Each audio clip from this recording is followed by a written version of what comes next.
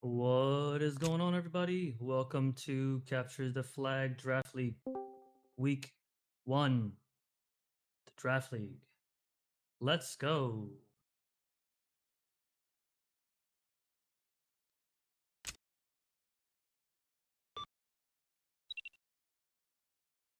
All right, so here we have our tournament teams today. If you're watching on the unofficial broadcast, it will be at twitch.tv/AxelVision, AXELVZN. We had a great match on Friday, guys. If you were able to catch it, it is on YouTube as well. And right here on this screen, you'll see here it is the CTFDL tournament teams. And again, this is the unofficial broadcast. And I will be also commentating on the Infantry CTFDL Discord. Fangs Out was the first team to lose. Unfortunately, they are on the lower bracket, with Seventh Plague taking a win over Fangs Out in sudden death.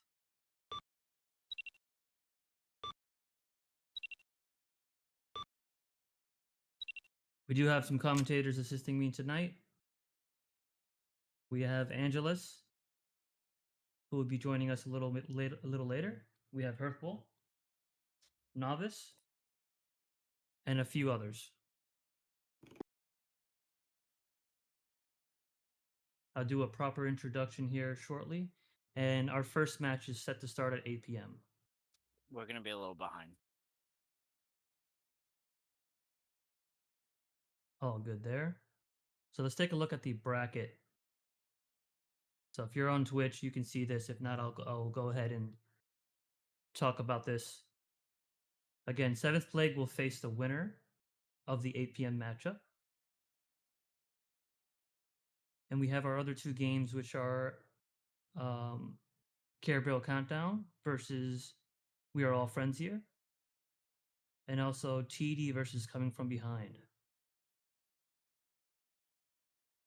Let's look at the lovely bracket that Zeman was able to share with us with his excellent skills.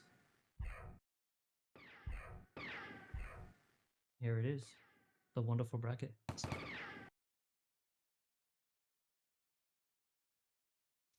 So we are waiting for this match to start up, and let's go over some of the other matchups here. So again, recapping what happened on Friday, we had Fangs Out versus Seventh Plague on 47 minutes via sudden death.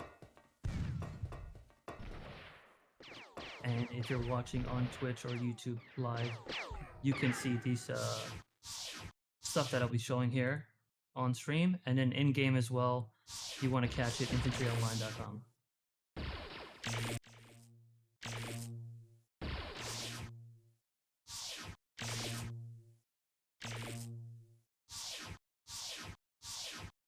Looks like players are beginning to be unspec'd for both teams as we go through the rest of the matchups here. So this is the 8 p.m. matchup. Then we'll have 7th Plague versus the winner here, which will happen at 9 p.m.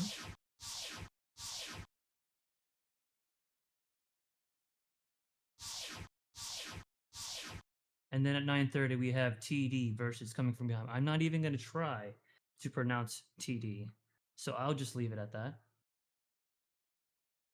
And I would like to introduce one of the commentators here tonight, Hearthful. I'm sure everybody knows him here, but for a formal introduction, he's a multiple PL champion starting back in Season 3 with BDS, Camp Chaos, Canucks, and PT. Considered one, if not the best SL medic to grace the game, quote unquote. Understands both offense and defense. Welcome, Hearthful. Evening, everyone. Looks like we're just still waiting for players to show up for Verb's team, including himself. Amazing. We'll also be joining by Angelus. I'll go ahead and do his introduction. He'll be joining us here shortly. If not, he may already be here. He He's is. a 6-time CTFDL champ, playing between defense, offense, infantry, captain of CTFX's Tactical Destruction, which many might know that as the original TD. So what's up with that? More recently, he's more known to be close to the height of Kevin Hart, and so that's what people know him as primarily. But secondarily, he is a great infantry player. Welcome. That sounds heavily insulting, and I'm offended, especially being from Alabama. Double insult. But thanks for having me. Yeah, I actually got messaged by Sinage right before the draft announcement or whatever. He's like, "Hey man, I jacked your name from 20 years ago. I'm sorry about it." And I thought he was kidding until I saw the announcement. But yeah, Hekuteko was something that Kaiser and I came up with because we had so many Japanese players on TD on the second iteration.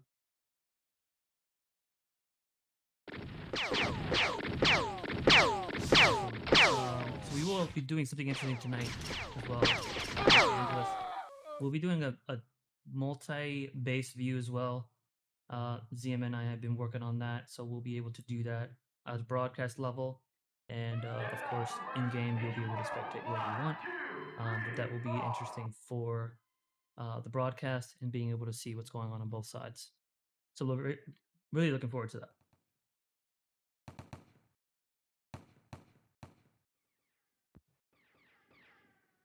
So I did show up a couple What do you- minutes late. Does CKY have the players still, or they just don't have everyone on yet?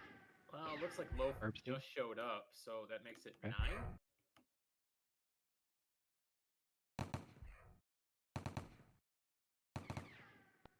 Yeah, it looks like they don't have an SL in yet.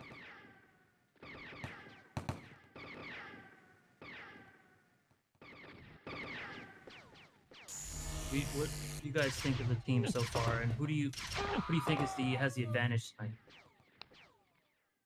Hurt, you want to go first? Right now, just because it doesn't look like CKY has some of his core players, I'm kind of leaning towards Decker squad. Yeah, so during the draft, I think it was a general consensus that Verb's team had drafted the highest average power level of fighters, so between the imps and the heavies. Wasn't considered that they have so many people in different time zones where they're missing 3 projected starters from that draft. So I kind of lean the same way right now, where I was expecting them to be really strong on the fighting side, But if these guys can't log on because it's 3 in the morning or it's 8 a.m. the next day and they have work, it does look a lot weaker than we projected it to.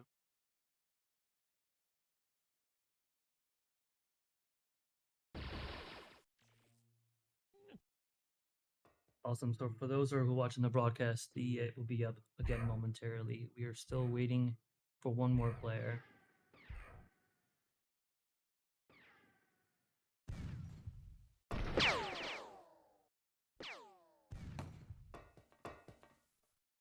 Do we have an official ruling on the MT process? So if they need a sub, obviously some of us can't play. But for the ones that are eligible, is that like a voting process among the captains of the two teams, or how does that work? Does anyone know?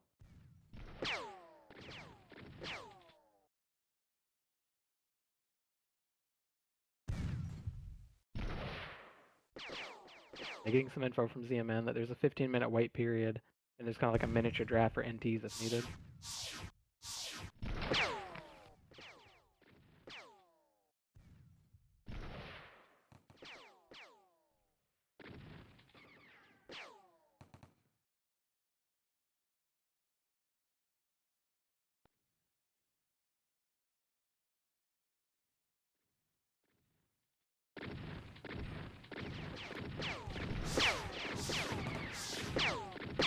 Again, I do apologize for the broadcast.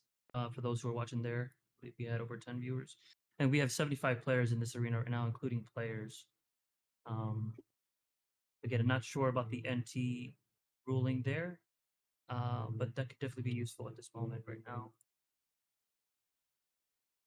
Game over. There's definitely a few unregistered people in this arena right now who could sub in as SL. It'll be interesting to see if they can convince one of them to, or the captains will agree on it. Prepare for battle, men. It's time to go to war.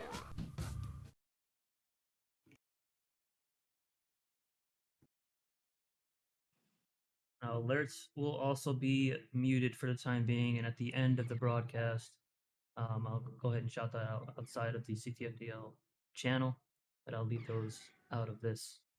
So those are definitely muted in respect to the league and whatnot.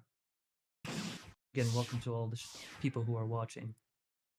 As we wait momentarily for 1NT on the side of Team Verb, and then we can get this going. Who do you guys like to spectate tonight? Who's the guy that you're looking to see play and live up to expectations? Anybody want to add to that? Yeah, I'm pretty interested to see what Decker's offense looks like. During the draft, everyone assumed that, 5 out of their 6 first picks were going to the defense, which left little depth left for the offense. So a lot of the folks they have in right now, like we don't see them generally in the OVD or mixed community. It'll be cool to see what kind of offense they put together. Chucky's in, obviously, he's been around for a few weeks. He can play some heavy, some JT. He plays more of a unique style of JT, not so much the, hey, let's just be Hans and Cypher flagging out, but he does like to fight a bit. So it'll be cool to see, are they going to run an info with him? Is he going to stick as JT? Is it just for flagging? I think it's really up in the air as to what's needed out of Chuck this game.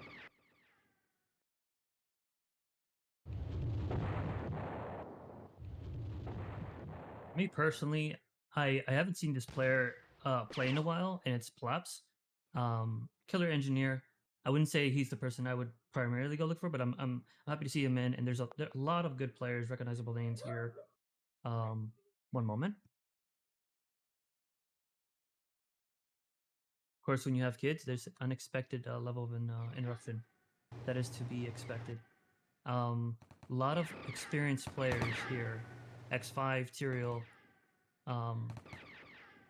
Is there anyone here that you've seen play now that you haven't seen play in the mixes that you're curious if they still have what it takes to play at this level? Right now, it'd be Captain X. I've not seen him in any OVDs or mixes, so I'll be curious to see what level he's returning to. Yeah, there's been people that mention like Captain X played a very aggressive SL style back in the day. I don't think I was playing back when he was really active, so I can't speak to it. But it would be cool to see if he is aggressive. How does that fit in with a JT offense, where you're more about burst than you are sustained damage?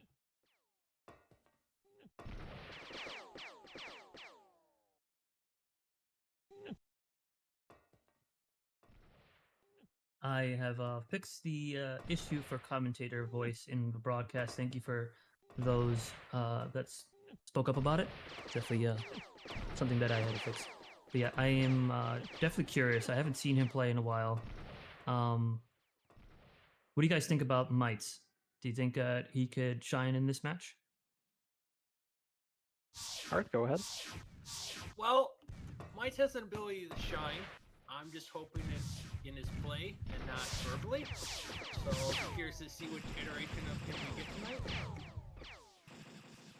Yeah, Mites can actually be a game wrecker like consistently on defense when he's playing well, but he's very hot and cold. He'll get tilted by something else, whether it's in the game or outside the game, and quickly change from like this A plus tier DM to totally unfocused and costing his team by arguing back and forth.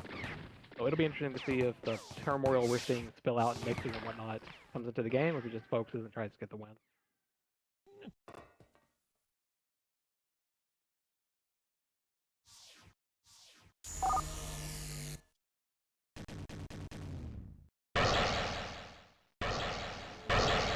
Quickly go back over the rosters while we have a minute here for the game to start.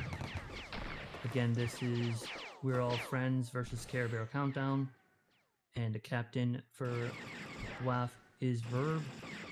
Teams Ruler, Iron, Care Tank, Worth, Soup, Kaiser, Jim, Balza, Billy, Gun Girl, Loaf, Technician, England, etc. And I'll continue on the other side. We have the captain is Decker. Is Decker in tonight? I don't see him. Yeah, he's online. I don't think he's in the Okay, starting he's lineup, not it playing. seems. Okay. The Could be Tyrael, coached. Flare, Mites, X5, Chucky, Amok, Colossal, Captain X Power, Sabotage, Plaps, and 5. Again, just running through the roster real quick, and notable others. Again, the beautiful thing about the draft is everybody's able to be a part of the team. So it's definitely the first iteration of it, if not one of the revamped versions of it. And so this is pretty exciting stuff. How excited are you guys to see competitive play again here in CTF? Yeah, I think it's cool. I mean, I've been back in the community maybe like 3 months doing mixes some nights and then some time off in between. I think competitive play is good. I think it's also a little dangerous this early into the resurrection of the game. If people are taking this too seriously and then things are going wrong and they're losing because of things out of their control, you're going to see grown men throwing a fit. And that's really ruining the fun for a lot of people. Once you see like the crazy toxicity come out of this game that we enjoyed 20 years ago, it becomes less fun very quickly.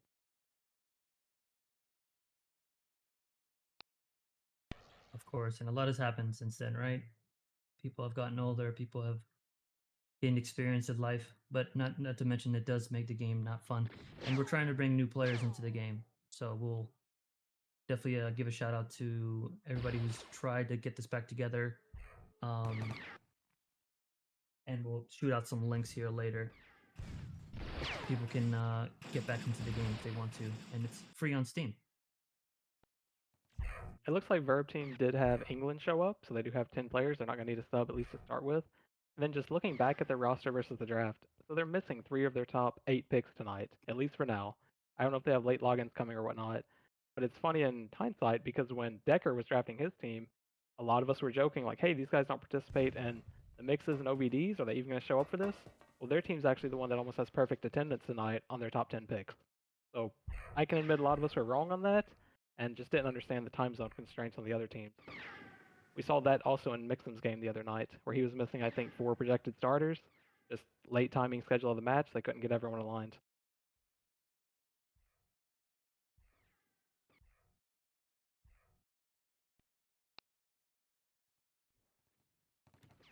It's going to be interesting because it looks like Bird's team has decided to run Ruler as SL. So I'm guessing it's out of necessity.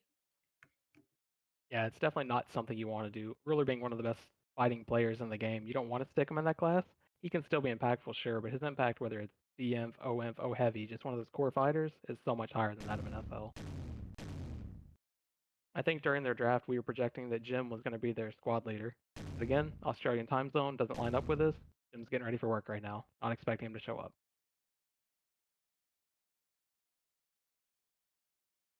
That is unfortunate. Again, other players get a chance to play, but it is unfortunate that you have players like 15th, 16th that aren't able to show. That is part of the league. I guess you will have those attendance issues here and there. It could cost you as well.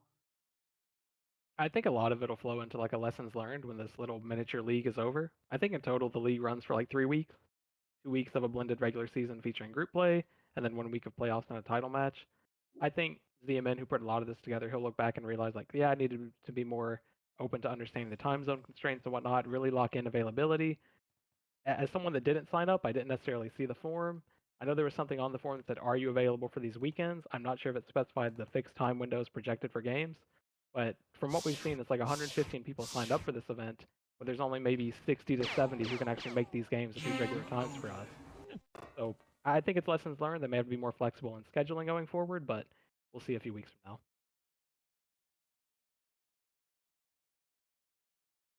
For sure. We have 4 matches lined up tonight, if I'm not mistaken. Is this actually on? Yeah, this is live. This is live. And we're go. Go, go, go, go, go. Flair picks up the first flag. And then again, we'll have a multi-base setup here on stream. Flair's Billy info right and now. Tank get a flag.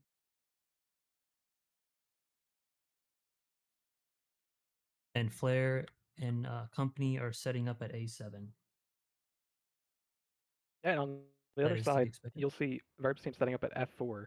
So this was kind of expected because we've seen Chucky in a lot of mixes run into D6, get in and out like we played in CTFDL so many leagues. And these longer stretch bases where you have the turrets angled further back, it's harder for the JT to get to that flag room. So they do make this base selection based on Chucky being in the game. Whereas if they were running a power offense on Flair's team, I would have expected them to take D6 instead of F4.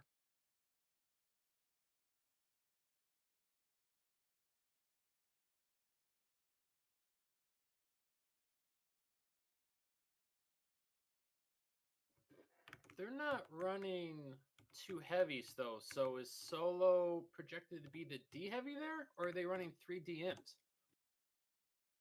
We're not going to know until probably the second run goes through. Uh, it could just be 3D imps out of the restricted player base. As we know, they don't have many subs available tonight, so they're probably just running what they can. Looks like we got some action here at F4. No turret damage, probably a little bit on the MG, but nothing too critical. Looks like they are missing one player on offense so far, so they're just getting things going, kind of keeping the defense on their toes. Yep. And then on the other side at A7, you've got Solo trying to set up. And for him to be effective in setup, it's got to be coordinated with these imps. The one thing all of us watching this game don't know is what the comms sound like. In a typical game, you're going to have someone in offense leading your comms saying, hey, let's go, I've got the rep for it. And that's going to open up that 3-second window for the heavy to move. But we won't know maybe if someone's recording this. We did get to see it from Axis's point of view, where you saw Jackie, who most people know, was making a lot of these calls. And it's really important running a power offense that someone's calling that out. We had Chucky grab the flags momentarily, and that's the one thing about a JT offense, right? Is they're gonna try and try and try again. If they can do it like a TD and out, sentry down, kill the medic, they can get a lucky run, right? Yeah, especially, they're playing against a medic who doesn't have much experience in CTF, from what I understand. The Loaf Pincher is not some seasoned veteran that knows the ins and outs of these sabotage the flag room offenses. We'll see how he can do holding off Chucky, who's got plenty of experience just flagging bases unexpectedly.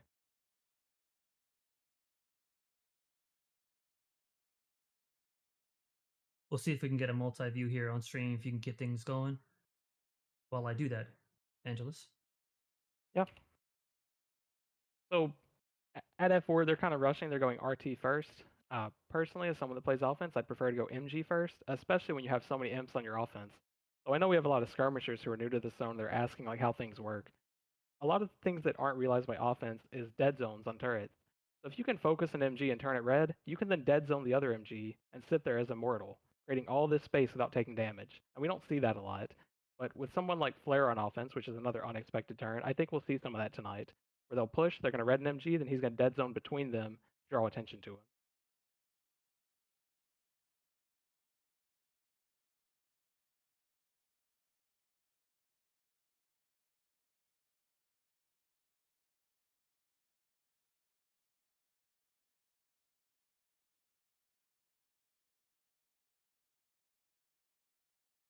Yeah, so someone asked what dead zoning means. So there's minimum range to the projectiles that come out of these turrets. So if you stand right on top of them, the projectiles cannot hit you, they'll just go through you. You can then abuse that in a way where you're taking up the space and you're kind of circling around the turret to preoccupy it, but then it's not a threat to your team.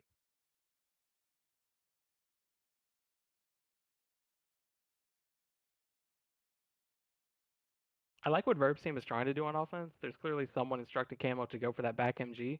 If you look at the angles available to hit the turrets, you can hit the back MG from the top or the RT, whereas the sentries are blocking the bottom. If they can get set up with like a one-man advantage, you'll see an MG drop much faster than an RT.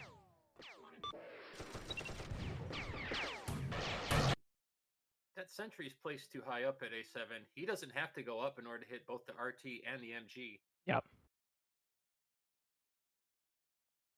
And then Chucky almost gets the RT at F4. Doesn't quite finish it.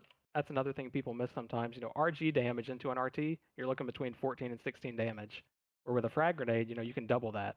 So that's also another reason it's, I'd say, better in most cases to take out the MG first. Easier to kill, allows you guys to move forward faster. It's also much easier to get inside the RT range and kind of disable it temporarily.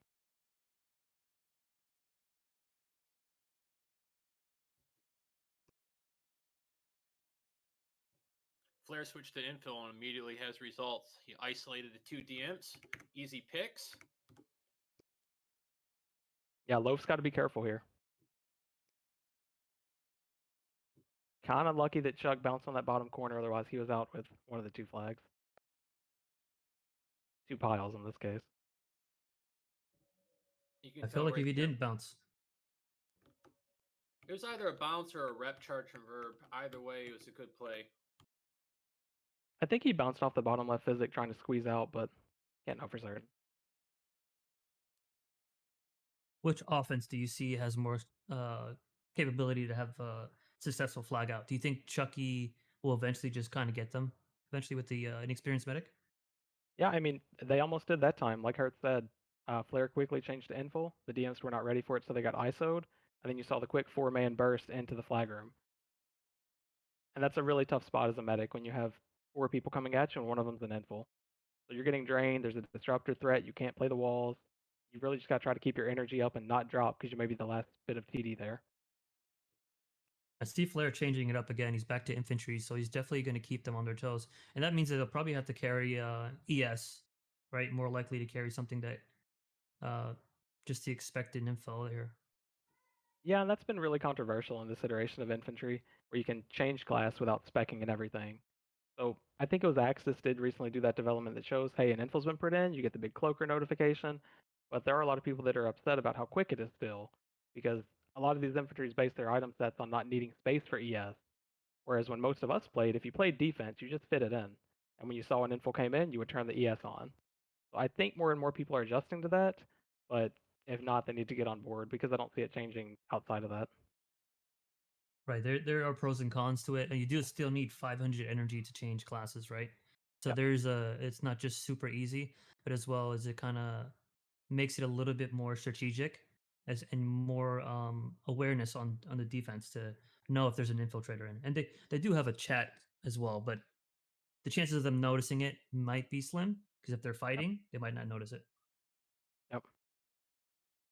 This is where things get a little bit strange at F4 really quick. So Chucky's sitting there G9ing from the back. When, in my opinion, if you're running a JT, you've got to have a higher like displacement move impact. Whether it's you're flying around and you're trying to get them to chase you, or you're bouncing them with GL. I think there's way more value in that than there's with G9ing. And one of you mentioned it a while ago. It is surprising to see F4 set up despite having the 3D imps in. This is a very heavy favoring base, and it looks like they just don't have a heavy on the roster tonight that can play the position. Right. Typically, in a wider base, the heavy is favored, right? Is that correct? Yeah, that's correct. Same as A7. Long hallways. Long Through the hallway, street. space for that MML to fly.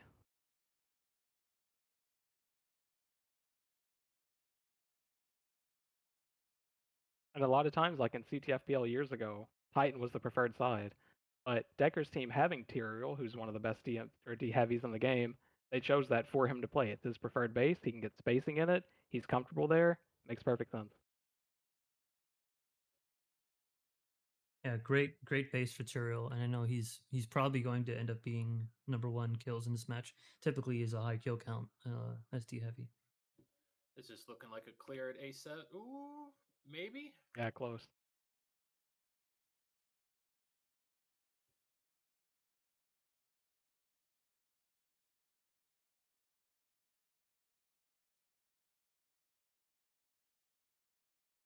Maybe bounce back, restabilize. SL probably has to heal up a little bit with Sims. Is So there at any F, up and coming player that that you guys know of that's unspec that you're interested in see how they play? yeah, so I mentioned earlier, I don't know a lot of the folks on Decker Squad. These guys just haven't been part of the kind of mix OED community going on recently. I've seen Solo Camo play in a handful of games, maybe the past 2 weeks. He does seem like a capable heavy given the right instructions, so if I'm identifying anyone, I'd probably pick out Solo.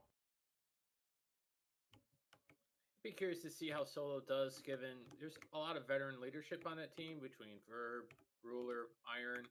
Hopefully, they can tell him, "Hey, this is where you're supposed to stand in position. These are the weapons you're supposed to use."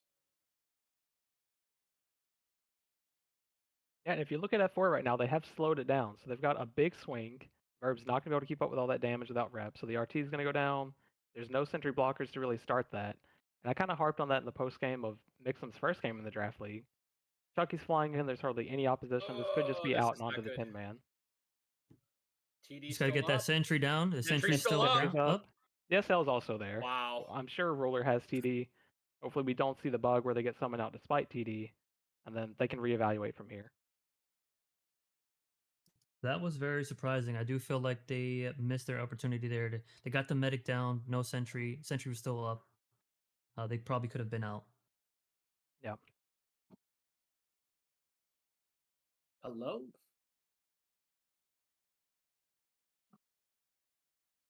Welcome, welcome. We have Novus. How are you doing? Yep. I'm doing great. We can finally talk. How are you gonna leave Kev with power to do this, but then not know how to unsuppress?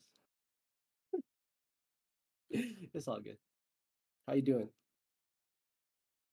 We're doing all right. We're catching this action here at E4. Almost got the flags out, but I think they're stabilizing. They get the rocket up, MG up. Yeah, and you'll Alright. see they did have the extra count there. They had an extra fighter there to give Verb time to finish building the base. And even now, it's not all the way back up. They're still missing an MG turret, potential second plasma, as the new meta seems to be, and player's team is trying to punish them. Now that's up to the medic right there to make a play. Yep. Misses, gets bailed out by the turret. That's where the And it did inexperience of seem these like medics is tough. right. It did seem like the defense was short a player or two for quite a while. I don't know not sure what happened there. But there was like 5 attacking versus 2, or 4 versus 2. So Flair was in for that run. He did have a nice ISO that resulted in one of them dying, but I'm not sure about if they had another person down. Pat Oh, did It looks. blink. Ooh, we Yeah, got a blink. big blink by Axe. I would think they wouldn't get a lot of turret damage here. It looks like they're just setting up. They're not going in. They're just getting turret damage as they're getting flanked from behind from the defense. One thing you don't see often here is you saw Ruler come home immediately when we saw that blink. So that's someone making the call, whether it's Verb on their comms or Loaf on their comms. Someone saying, we're getting blinked. And even Ruler knows against the JT, he's the source of TD. So it was cool to see him come home and help with that. He also served as front reps to keep those turrets up. That's very interesting. Typically don't see that, especially in this draft league. That's very cool to see something like that. I think it's also a bit of necessity where they are playing with some, unexperienced players outside of pub. So you don't have that full trust in them that, yeah, okay, the 8 people that should swing home are going to swing home. Maybe he just does it as a panic route. Right now, Flair's running deep. 4 of these imps don't have ES. Flair is at the turrets, and no one on the other team knows it. Let's see how much damage they can get on these turrets this time around. Loaf not moving. Rockets He's at got to be 70. looking at Chucky or he's out. Loaf just sitting Chucky's still almost healing out. or something. Chucky's almost Wow. out. Worth just get the kill. They are really struggling here at E4. Yeah, they're getting blinked on. They're getting stormed on. The inexperienced medic seems to be a little bit overwhelmed. They are really taking advantage of his inexperience. You can tell because Verb has both sentries in the flag room. He is not using Yep. one as a blocker at all. What was crazy about that one is they saw the storm coming in, but Loaf just kept staring at the wall. Like his attention has to be on the JT. That's just what you have to do as medic, and Earth knows that better than I do. Materials now on offense, but I do think, from my perspective, that Flair is kind of making it hard for them. He's going to infantry, then info, um, and they're just kind of creating chaos there. And they have a couple players swinging home now at E4 to kind of sustain this, hold off this pressure. Yeah, so they did lose some more turrets on that last storm. Verb's not able to mine the whole game like he wants to. Right now, he's out mining while they're basically getting pushed. So you'd expect the comms on that team to be, hey, we need 8 to 9 people home until we stabilize and build up some sort of tox count. The biggest shame is just seeing all of these DMs without ES. Flair gets behind them Yeah. consistently. Yeah. It's just a no-no. Even if you don't have it toggled on, you should be carrying it anyway. And it's announced. I mean, it's coming across every time he changes. Yeah, you have no one to blame except for yourself. Big numbers here at Typically, F4. right. Here's a big attack. Chucky's going for the flags. How many flags does he grab this time? He grabs 3 of them. Can he get out? We'll That see if time he can he get out. Soup got lands him. the stun, Soup's Sentry's dead. still up. Can they TD, summon Flare? he's going to 10 be man out. it Medic's is. going to 10? drop. Yeah, 10 Yep, man. Flare got the flags, and they now have all 5 flags. Oh, he got summoned for his SL, not his medic. So So Verb's team he's is home. also He is down home one now. currently. They only have 9 people in. They're probably doing a sub for 10 man. That's my best guess. The other I don't team is know. already pushed up at the choke point. Colossal goes down. So does Flaps. Worth gets subbed to back in, so he's the missing person. Can they Fairy hold Tank this switches choke to for a info. good sub for a good 10 man? So with Flair holding flags, I don't know. That's not what PT wanted to happen in this case. He was likely one of their designated 10-man infos. And as we know, when you're holding, you can't get up to that choke. So he's just now dropping. He's infantry. We'll see. Is he going to change class? Do they have other folks in info? What it looks like. Yeah, PT just went to 3 infills, and there's still only 1 on Verb side. It's not looking very good for this 10 man offense. They did have the choke held, but then they had 3 deaths happen consecutively, and they were not able to hold that choke. Yeah, barring any miracle, this one's over. They gave up the middle of the base, and once you do that, unless you have a deep blink or something, there's just no coming back. In this case, I think they actually got cleared. No blink. This one's over.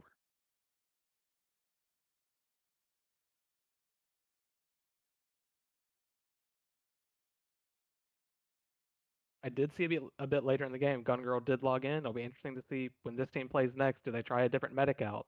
You know, they don't have a very experienced medic between Loaf Pitcher and Gun Girl, who were drafted back to back. Do they change it next time to get the comms advantage? Are they worried about the performance? I would expect to see a different medic in next time.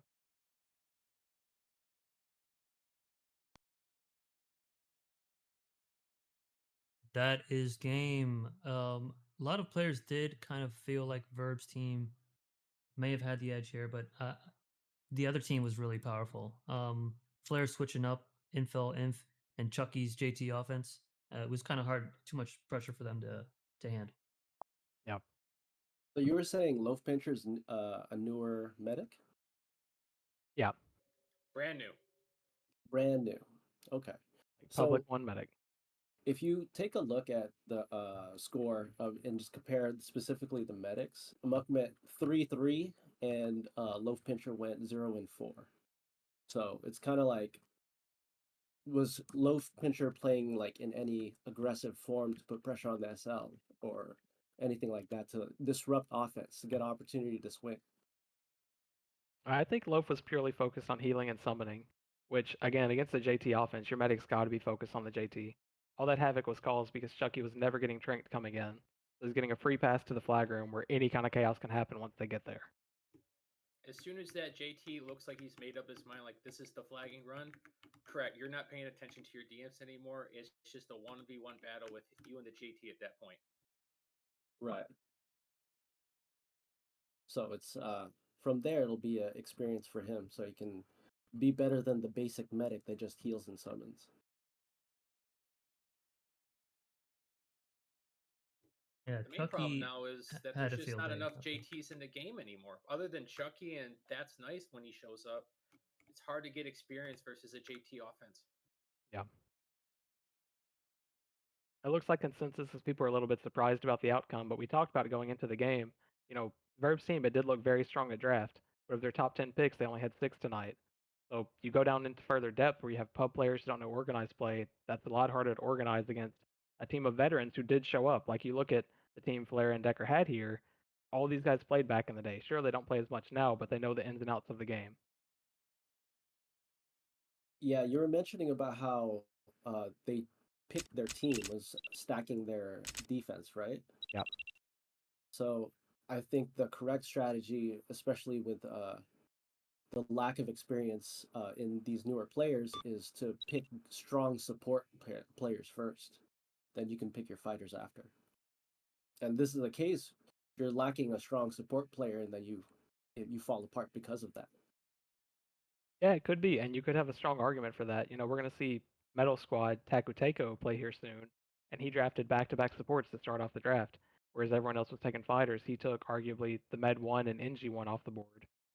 So in that Snake at 6 and 7, he snagged both, trusts himself as one of the fighters. We'll see if he looks a little bit more stable than Verb's team did tonight.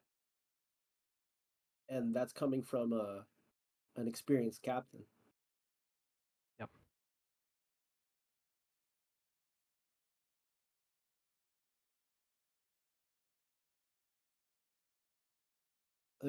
Another example for support play, right? Your call on ruler. Uh, you're the man with the TD. You're the one that prevent. They're the support players are the ones that make all the major plays, right? Without the TD, the game's over. So just another thing that can be on another feather in the cap for the support players. Yeah, you typically don't want to rely on your squad leader to really serve that role on defense. But again, in this case, with a bunch of new players, he kept going home just in case the medic wasn't prepared for it. Right, of course. I was very surprised to see that many veterans on the other team. Um, looks like they from the beginning they did have the better lineup. So that was a great draft. At least the results were in, and they won. But just their lineup itself, I think they did a good job drafting those players. Yeah, I mean, you can't argue with results. They ran that game start to finish. At the very beginning, maybe the first 2 pushes of Verb's team looked like they were doing turret damage, set up at the top of A6. But after that, they were pushed to the bottom and out to A3 for the rest of the game, while they couldn't stabilize at F4. Do we know who the official MVP was for that match? The official MVP was Sabotage. Sounds like sabotage. Interesting. Who do you guys think your MVP was if you were to choose? Yeah, I think even without knowing what the comm situation was, I would guess it was Flare. We saw 2 really good successful info storms. Then we had a third storm by Captain Axe, which we talked about before. We don't have many of these aggressive SLs who are willing to risk it and beacon. But it really looked like Flare was making the big plays, realizing, hey, these guys don't have ES. You can be patient. Don't attach and give it away. I'm just imagining that's what the comms were. And then they show up and 6 people are on top of the RT. It's really hard for a defense to react. So I'd credit Flare for most of that success. I agree with that assessment. I would have given it to Flair as well. Him switching back and forth between infill and infantry kept them on their toes. Once he saw how badly he could take advantage of them not paying attention to his infill switches, yeah, he went for the throat. I'm gonna Uh, give it a Chucky because he's the one that's pressuring the medic that doesn't know how to fight a JT. Yeah, I think that's fine too. I would imagine they called that out and said, "Hey, who's this guy?" I realized he's more of a new player, and Chuck probably said, "Let's just keep rushing him." I don't think there was I don't think it was that well planned out. I think it's just coincidence. Well, I will say again, for a lot of these players, Chucky being one of them, they're spending between 2 and 4 hours, 4 to 6 nights a week sitting in a mix arena. So we are playing in a small community where most people know like player capabilities, competencies, what they're good at, what they're not good at. So if you're hearing from other people, "Hey, this player's new," and you've never seen this person in organized play, I think it's a fair assessment that they're not going to be ready for what you can throw at them. Yep. I would agree. I think you could choose between Flair or Chucky. My vote would have been Flair just because of the change up on offense. I mean, you get the JT is consistent, but yes, there was a lot of pressure. But I think either one could have been MVP. So great point, Novus. And I think Oh, we could all agree that either one. don't get me wrong. Flair is an influential player, but in my opinion, right? and we're all entitled to our own opinions. Yeah, of course. Yeah, I think overall, and you recognize my thought process that Chucky had an influence as well. It's hard to go But wrong if with a you lot want of to break picks. down overall like skill contribution, yes, I agree. Flair definitely contributed more there. I mean, you could pick almost anyone that was showing up on offense at F4 that game and make a case for why they should have been MVP. Because I mean, they were pressuring that base from start to finish. There was no dead time, and we kept talking about, okay, they swung home to give Verb time. Every time they swung home, they were getting stormed on right when he left, or Chucky was running deep and people were attaching. So everyone that played offense on Decker and Flair's side was just outstanding that game. Cool. It was cool too because for a lot of us that are in the small mix community and we're seeing people play every night, we see X5 as someone that plays squad leader most of the games, or he's playing like a utility class or a call inf on defense. So to see him on offense all the time, not as SL, that was cool. Like maybe people didn't realize he could play that effectively. Maybe they've been having these practices that don't get too much exposure or details leaking out. You just don't know. But maybe this team came in with a lot of confidence with their offense that the rest of us just didn't know about. How many experienced players were on that offense? For Flair's team, Yeah. they were all experienced players. Oh yeah, then that's easily confident.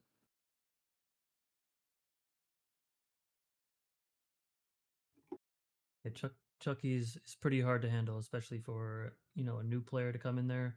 It definitely would have been a better matchup. You would have had experienced medic there to kind of keep an eye on JT because it's really a JT kind of versus the medic. Obviously, the infill is there to apply pressure and move the defense around. But if the medic can't get the good trank or stuns and whatnot on that JT, it's going to be a tough night. All right. So, uh, break this down to me. This is mainly for the noobs out there. But can you explain a JT offense and essentially how does that work as opposed to your traditional offense or a heavy offense? Yeah, so I'll take a stab at that from the offensive side, and then I'll defer to her to say how you're going to defend against it, because medic is the most critical part. From the offense in this case, they ran 3 inf JT some of the game, 2 inf infil JT the rest of it. With that infil, that is a very strong burst offense, where you're trying to push down slowly, mitigate damage incoming to your offense, not necessarily trying to kill people, but you want to be healthy when you get to the turret. Once you get there, the infil can isolate someone, help you kill them, or that infil could just push you straight into the turrets and give you that invulnerability window to explode into the flag room or try to, zerg down a turret, as we would say. When they have the 3 imps, then, though, that's more of a killing offense that shows up with a lot of power if they get a pick. If one of the DMs plays out of position, like we saw some in this game, then all of a sudden you have a JT who's threatening the medic and the flag room in this case, and 3 imps in front of him for this huge shield of reps and incoming explosive damage to the turrets. So a traditional offense, like we'd say a power offense, is a much slower offense than a JT. And it's not just about the movement speed of a JT.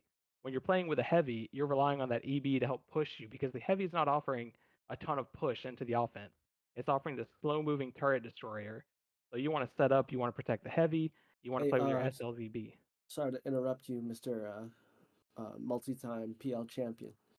Um, but these noobs, they don't know what an EB is, so it's like Yeah, that's a fair call. we're So running down, draining their asses, and then blasting them with RGs. yeah, so Hert's favorite weapon in the game is the utility weapon, the Electron Beamer, a different class beamer since Joe kind of reorganized it years ago. So this is the biggest drain weapon in the game. It drains your energy and puts a minor pause on your energy.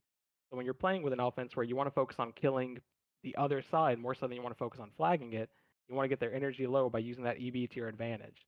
Whereas when you're playing with a JT offense, that SL can't really afford to be that aggressive. He can't be up there with them because there's no one to turn and help him if he gets flanked.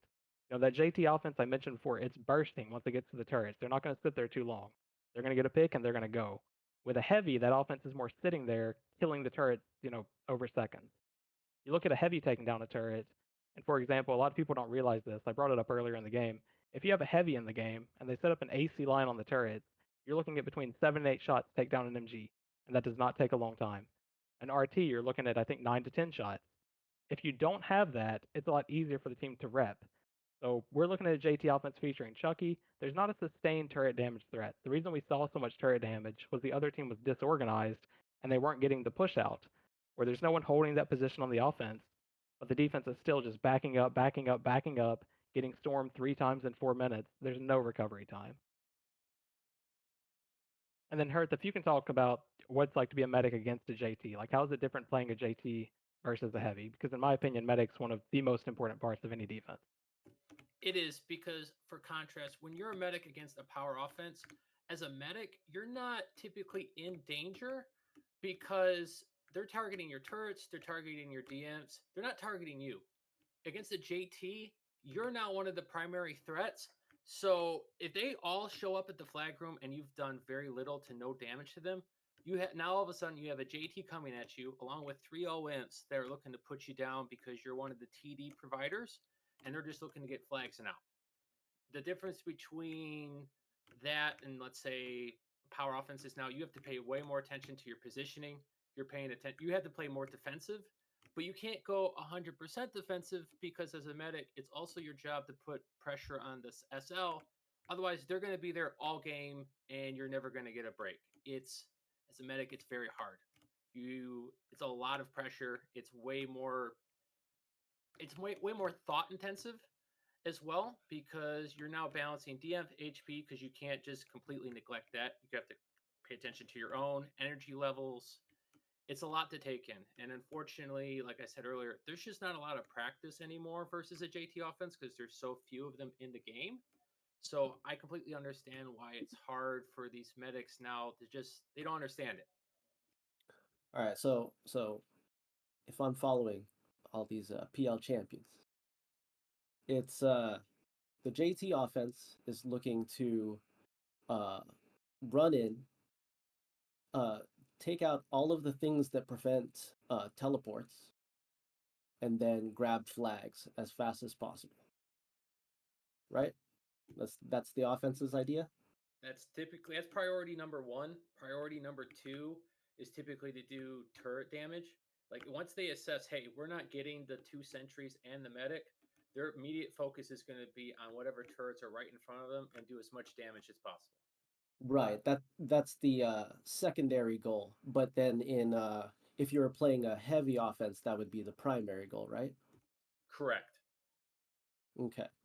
And then from the medic standpoint, or rather the defense's standpoint, the medic obviously is the defense, right? It's a huge issue if the medic ever dies, and we see how influential that can be when a medic gets killed through a wall, and they cry about it and like, oh my god, it's the biggest problem in the world, right? So the medic is very important to defense, and uh, remember I brought up their deaths. Uh, Loaf Pincher only died 4 times, and Amok died 3 times. But Loaf Pincher is dealing with the annoying JT trying to run in there and be harass him. So I'll give credit to him. He actually only died 4 times, given the offense that he's dealing with, and Amok is not dealing with that. He's fighting the power O, as you will, right? So uh, it's he actually did a pretty good job. He's just not, as you mentioned, uh, accustomed to fighting the JT.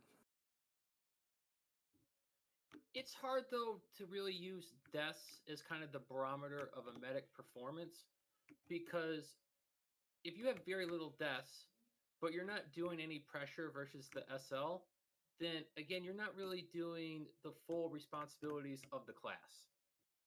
Absolutely, and that falls back to medic is a key player. It is an extremely hard class to play, and if you're striving out there to be like a really good player in this game, is to actually play medic in that support role well. Like you are a high impact player. A OM for a DM falling here and there is not like the end of the world, but if the medic dies, like we have a problem. Correct. Medic kind of serves as like an amplifier for your D. Like just by yourself, you're not really going to do much, but by being in the right positions and landing stunners, timely deluxe heals, hitting EBs on the right angles to flush OMs into the right positions, you basically take whatever percentage of efficiency your offense or your defense is at and you amplify it by, you could do 2 times, 3 times. It's a very key role if you know what you're doing. So both you, Hearth, and Angelus both mentioned this, but it's an extremely important part of this game. But space control.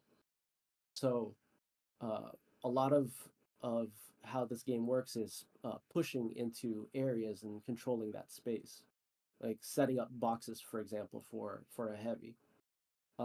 So how would both of you guys um, approach that, like controlling an area or taking over a space or defending a space from like an offense and defensive standpoint?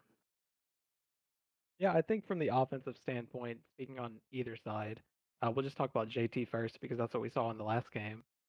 You want to take over the space right before the turrets. That's kind of your regroup. Let's get ready for that burst I keep mentioning. So to take it over, you're looking for an isolation pick.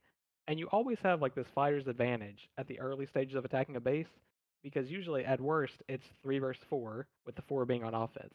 The medic's not going to be up front in the front lines. The heavy's either going to be too far back or the engineer's not going to be up front. So you got to take advantage of that numbers and get your pick. Once you have your pick, you can set up that burst in front of the turrets for that JT explosion we talked about before. Whether it's rushing a RT, an MG, going straight to the flag room for TD and out, it's all set up maybe 6 seconds before you see them push into the RT range. On the other side, when you're running like a heavy on offense, you want to own the space right before the turrets, but not so you can burst through it, just so you can anchor it. So I talked about this in the match the other night. When you have a heavy that's set up on a turret with AC, it does so much damage that it forces the DMs to come get him. If the DMs cannot get him or the D heavy cannot move him, they're going to lose that base. So it's not so much about moving forward and taking up all this space on the turrets. You want to own the space as far as you can from the turrets where your heavy can still take it at the safest angle.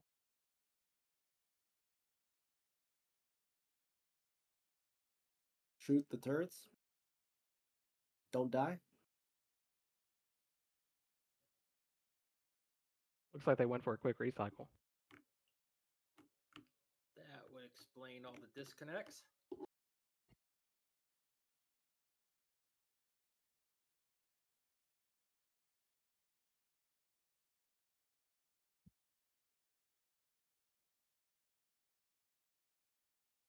As we all get reconnected here, we have another match coming up here at 9 p.m. that we are going to be starting very soon.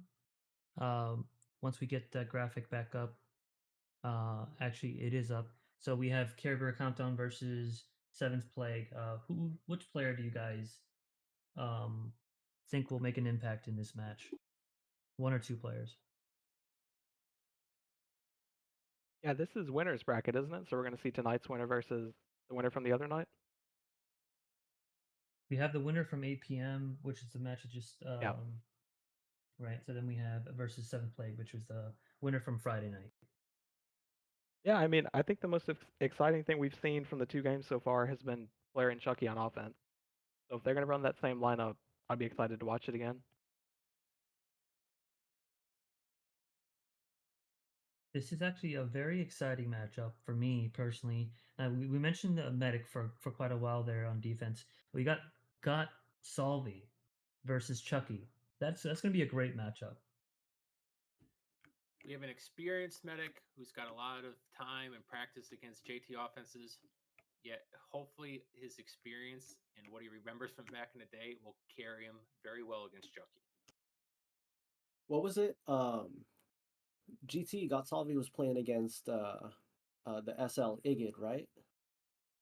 Yeah, the Pub SL from Fangs Out, Mixum's team. So we want to point out again, we have a lacking support, and you lose. Let's see if that picking the supports is going to play a factor. I know one thing GT likes to do, even outside of just flanking the SL, is what these medics call the mid beacon, where he's going to show up right on top of the offense and try to ISO some of the imps with his string. So we saw that in the last game against Mixum's team, where he was beaconing, right on Smoker or Jackie, tranking them. So that whole run stalls out despite the SL not dying. It'd be cool to see if they can invoke that against the JT offense, where his life is so much more valuable. As we talk about medic versus JT, you can't play as risky because if you go down and the JT's full HP, full energy, everyone on that opposing offense is calling for TD and out. Hey, can you break this down for me again? Um, so is it going to link to storms and blinks, beacons, all of the above? They're all the same thing. Can you explain the importance of those things and also why teleport disruption is so important, which kind of revolves around part of these things as well? Yeah, so I think for the majority of Blink starting there, we saw Captain Axe pulling the Blink, where he's pushing his offense about midway through the base, letting them go on one of those aforementioned burst runs, and then he's backing out of the base. He's then able to blink back in the base because he's not disrupted to teleport, which he shouldn't be at that stage, right? If you're in the middle of the base, there's usually not a threat of TD on either side. That's kind of a neutral ground where you're not looking to stop anything. But deeper on the storm route where you have an infill that's running past people and they can attach whenever, you're building like a 4 to 5 second window of your team versus some turrets that don't have a mind of their own and they go down fast if you're all on them. And we saw that twice at F4, right? We saw successful storms where the players of Verb's team were at the top of the base, but the opposing offense had stormed them at the bottom of the base. And even if you call it like, oh, turn around, turn around, turn around, it's too late. It doesn't take that long to kill these turrets when no one's defending them. So it'll be interesting to see if ZMN's team has some better comms. Maybe they have more players show up. They have dedicated spec info that's tracking the infos. We had a lot of that back in CTFPL 20, 15 years ago, whenever it was. And I just don't think Verb's team had that tonight. How about you, Hearth? You are an avid Blink user. How do On you both use them? sides. So it depends. Obviously, I'll start with medic first because I think that's more blasé. Because on offense, it depends on what kind of offense you're running. As a medic, you kind of have to make the distinction right up front, like on every run. Hey, how are we doing damage to them? Are we not? Overall, is our defense better than their offense? Can I get super aggressive? Am I up against a JT? You have to ask yourself all those questions because you can't just always go for the hey, I'm putting the TV by the elevator. I'm going to blink the SL every chance I get because sometimes you're never going to get that opportunity because their offense just is better at sustaining for a whole minute without bad deaths. Or you're going to blink and your timing's off and the OMs immediately attach and you just get sandwiched. So sometimes your goal really should just be to get TD on the SL, force them outside, make the OMs attach, waste geysers as they attach. Because at that point, you're really denying them 200 energy for every energizer that they use. At that point, you kind of say, you know what, my job's done. I did damage indirectly to them. I'm still alive, keeping my defense up. That's the way, really, on defense. On offense, as an SL, it's trickier because typically as an SL, you're the anchor. You're supposed to be up 100%. If anything, you're defending yourself against medic teleport beacons more than actually using them. But at certain bases, especially once you can kind of gauge after a couple runs, hey, the enemy medic likes to stand in these positions. If you put a TB at, let's say, D7 behind the door, right as they come in, if the medic's in the corner but all the DMs are out front, you can blink on the medic and win that 1v1 or at least panic them. And you basically get your offensive free push right up to the flag room. At A7, it's kind of by the boxes if the medic plays up. It's really a mental battle, kind of saying, hey, I'm capable of doing this. You might want to play back farther than you normally are. And because the medic now plays farther back, they're dragging their defense back with them. And you're giving your offense basically more space at that point. Nice, nice. So how impactful to the overall game are blinks? Do you guys believe? Incredibly. If without blinks as a medic, you don't put pressure on the enemy SL whatsoever. It's just been a constant push and pull, but you never get that clear against a competent SL anyway, who just stands back and fires EBs and summons. And then as an SL, without TBs, you can go the mind reading route, I guess, if you want. But without TBs, again, you're kind of missing a vital way to put pressure on the enemy medic, or hell, even the engineer if he's also playing back behind the 3 DMs. Angelos, your take for offense? How impactful blinks are? Yeah, Ace I break. mean, Oh, depending okay. on the Never different, yeah, depending on the different method of offense you're running, they have different impact targets, right? If you're running primarily with an infill, it's not a JT offense. You're looking for a big burst blink if you're going to do anything at all. So maybe you're running infill 3Ms. You want the infill to set a blink, back out passively, maybe EB someone for a quick pick, and then as your offense dies off, you'll cycle on comms. Hey, you guys tick me, don't ask for summon. So your SL is going to back up to a safe spot, knowing he or she is not going to have backup, and then the info is going to blink at the turrets again, just like Hearth mentioned. The box is at A7, the box is at F4, maybe the bottom right of D6, uh, mid right of A5. They're going to blink. You're just looking to explode a turret quickly. On the other hand, if the medic's played out of position in that scenario, someone will make the call typically of the medic's not here, TD and out. You'll see all these imps dive into a flag room full of turrets, try not to TK each other while taking out the 2 sentries and get out of there. So Blinks as far incredibly as the impactful. Yeah, I think in general they're impactful. And to credit Meds a little more than Hearth even did, we talk about the defensive blink.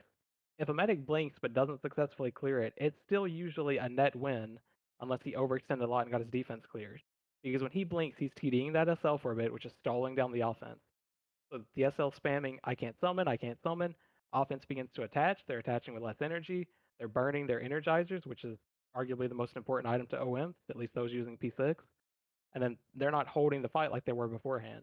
So as someone that's played on both sides, I love a medic that's willing to blink every time they have it up. As long as we have turrets up top and like a heavy anchoring it in one of these long bases, I want the medic blinking as much as they can, even if it's not to clear, just to put that pressure on and slow down that constant cycle of okay, every 12 seconds they're back at our turrets.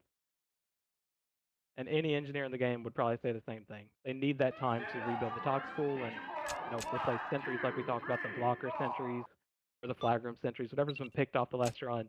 You just want to buy time on defense. So on that note about energizers, the thing that regenerates your energy, uh, being so important, the most valuable resource. Want to make a difference of who's the P6 users and the Kara users right here. Maybe we can spot some Yeah, so notable Kara users. yeah, I mean typical Kara users in game. You look at Kara Tank, it's in the name. He also plays as Carapace. Worth, who usually plays as Carapace. On the other hand, for P6 users, myself, I'm an avid P6 user. Uh, Revenge P6 user. Shadow on Okay. defense P6 user. Mocha. So maybe we're a little more comfortable, and you can make the argument that if you can really maximize your lifespan every death and you're controlling your energy, P6 is stronger because you can stay more healthy. Whereas with Kara, you can quickly get bursted down just due to drain in the game. So when new players come along, we usually recommend, hey, if you're not comfortable dodging or like with inbound damage or mitigation, start with Kara. Let's get you here because it's going to make you immune to some of the larger stuff that's going to hit you. Shotgun, plasma turrets. You can ignore it as Kara, but it is at the cost of when an explosive comes at you, you're never going to have energy to absorb some of that. So training wheels. Yeah, absolutely. So people like Kara Tank just never take off the training wheels. That's up to him. It's not even that though. I mean, we say it's training wheels, but even then, most successful infantries also have switch macros that allow them to say, "Hey, I'm going to switch my Kara for P6 and vice versa." As defense or offense both, once you identify what the opponent's armor is, you know how to immediately isolate that and do the most damage to them in the quickest amount of time. Right, Constantly right. switching it throws that Joker into the mix. All of a sudden, you might be eating shotgun because you're Kara now, and they just put 20 extra rounds into you that they wouldn't have before, and you just bought more time. Oh man, you guys said so much and so little. The shotguns drain so much, and the fact that you to be immune to shotguns and shotguns being a meta weapon is it's very nice for training wheels to be immune to shotgun. But as you guys know, P6 users, um, shotgun will kill you with P6. But if you can mitigate that via dodging and energizing at the correct time, it'll keep you alive better than Kara because you're not going to be bursted down. Yeah, and that typical, in micro fight of the game where it's fighter on fighter is shotgun when you think they're drained, then go for the RG. And if you have someone using P6 that's managing their energy, knows when to energize, they're going to eat that RG and only lose, 8 health. Whereas with Kara, you're going to lose so much energy that even with an energizer, you're going to be low enough that you're going to get chunked by the RG. So I do think ultimately P6 is a superior armor, but I think Kara has its own purpose too. And we talk about folks who've been using it forever in this game, they just prefer it. They play a different style than, I want to maximize how long I can stay alive. Maybe they want to absorb some of this stuff. They want to eat the shotgun so their teammates don't have to. We talk about these aggressive Kara IDF infantries. Even Metal, one of the captains, he's usually a Kara IDF user proudly and whatnot. It's just the playstyle of I want to be up close to you and not worry that your shotgun's going to kill me, and maybe I want to rush your flag room and not care about the plasma turrets. Oh, 100%. But you're talking meta play as opposed to the pub noob who's learning the game, right? Training Absolutely. wheels versus like high level play in application. And you're absolutely right. Flaggers do want to wear Kara IDF. Not always, but often because they're running through intentionally taking damage Yep. and just if if I can ignore like all of these bullets, then I can focus my mental stack on dodging explosives. Yep. Ooh, looks like the game's on. Looks like the game is on. Let's see how the flags go. Appreciate the input though, guys, on the discussion. Hopefully we can continue more of that tonight.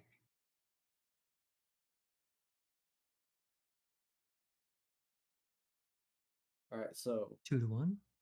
Yeah, Decker's team again taking collective, so we're expecting them to set up the base the same way. They're going to take A7. It looks like Power's in, Sabotage is in spec right now. I think that's the only difference I recall from the last game so far. Looks like there's a right. flag advantage so far. 4-1. The other difference is that Captain X is not here. Yeah, we've got Demon Seed in and Decker playing SL in place of Captain X. I So would have what been very offenses surprised are if being Decker run didn't play here? again. Sorry, what offenses are being run here? I still think it's going to be a JT offense on Decker's team. It's hard to tell on DB's team just because they currently have 2 infills in for flagging. We won't see until the class switch. Yeah, they do have head at A7, which makes me think they're going to run the same thing they started with last week. They just get straight to the heavy.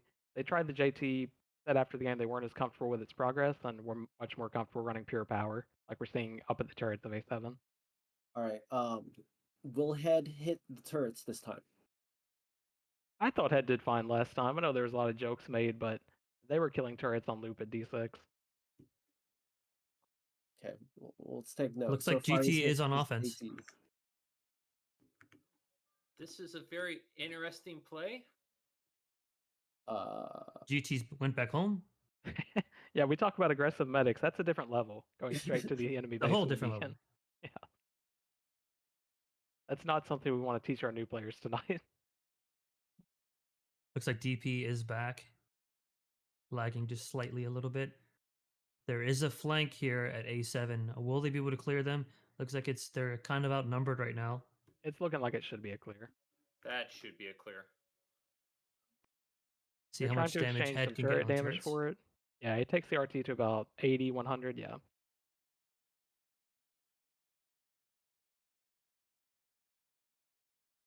Switching our focus over to D7 since there will probably be a swing. We'll see if there is one. And they've got Flared Infil again paired up with Chucky after some quick success last game. That Disruptor Splash did hit Nost, the new DM on this team. So, what kind of offense would you prefer to run at D7? I think for the most part, if you're running with a JT, you're looking for a flag room rushing offense, whether it's with your 3 imps or an infil. Just because of the way the bounce layouts work for the JTs, it's easy enough to get in and around the flag room while mitigating turret damage. So I talked about it before. When you progress through the base, it's not about killing people. It's about mitigating the damage you take and reserving Ooh. reps where possible. Decker with the TB blink. Yeah, they're behind them all. I'm not sure if they realize it. Doesn't look like it's going to be in time. No, I hope they stick with the JT offense at D7 because, at least speaking as a medic, when you're up against a JT D7, it's much harder. You have a lot less moments to actually successfully trank or stun the JT because for the most part, he comes down once the doors open, and after 2 seconds, if that, he's already in your flag room.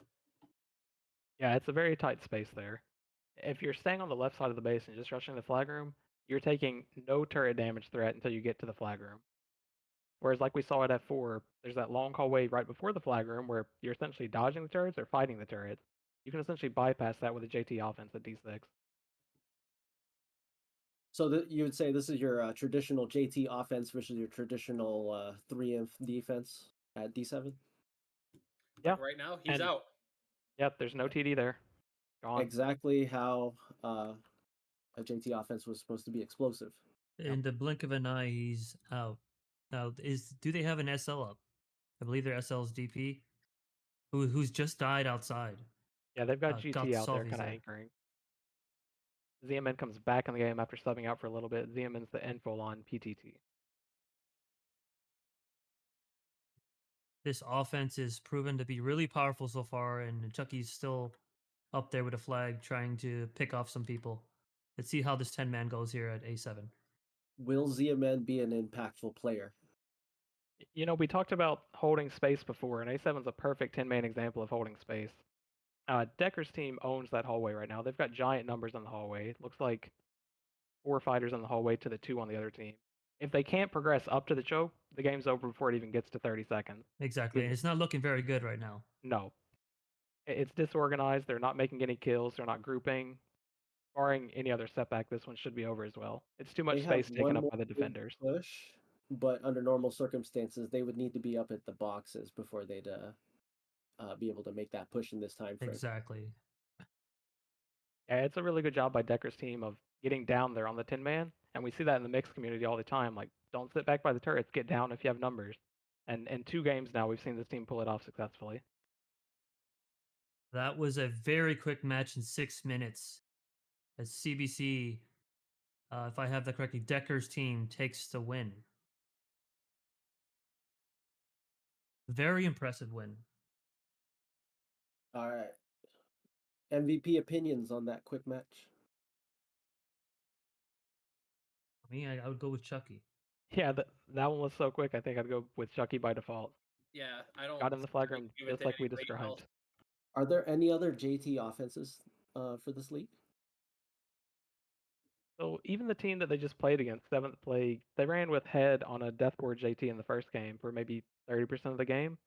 So there are folks who can play it, but as far as, their main class, I think it might just be Chucky. You think he will be, if they win the whole thing, do you think he could be MVP for the league? Yeah, absolutely. He's probably a top 3 pick for MVP if this team wins it all. You're going to see a lot of Chucky flagging it, sometimes getting out, sometimes creating someone as a holder, but it's a lot of impact on a defense, especially, again, this is a draft league. These guys don't play together a lot. There's not a lot of practice, so you don't know tendencies and whatnot, like you may know in a CTFDL league. So having a JT that can create that chaos is instrumental to this team flagging so quickly. Do So a you think non-support that class being high impact? Would you say is right, a non-support class that is a high impact influence to the overall game? Yeah, I think most classes can be giant impact in the game. There's not one class where you look at it, it's like, well, they have a small ceiling, they can't make a big difference. You could argue infantry, the front line people who are fighting in between the lines don't have that huge burst impact. On the other hand, if an infantry himself wins a 1 versus 2 battle, it can turn a base around. Where, oh, you thought we were clear? No, I killed both of you, we're deep. So I think it's more of a player potential thing than is a class potential thing. How well people can play their roles? Yeah, that's fair.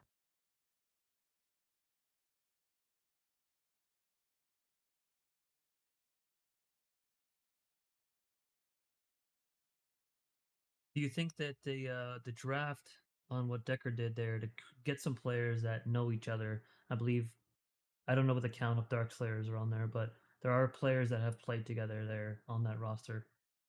Not as perfect as a stack squad, but it looks like they're dominating so far. Yeah, Yeah. it could be attributed to that. Also, I know that Decker's team has had at least a handful of practices this week where they've spent the time, practicing different things on defensive lineups and offensive lineups, where some of these other squads, they can't get the people on at the same time. We talk about Verb Squad, and they have different time zones and everything. Whereas I think for Decker's squad, again, they've had this surprising, really strong attendance, which gives them more time to play together. Yeah, absolutely. Team synergy is huge. You could you could get BDSD and five Pub 17 chumps on O, and they'll be fine for a good OVD.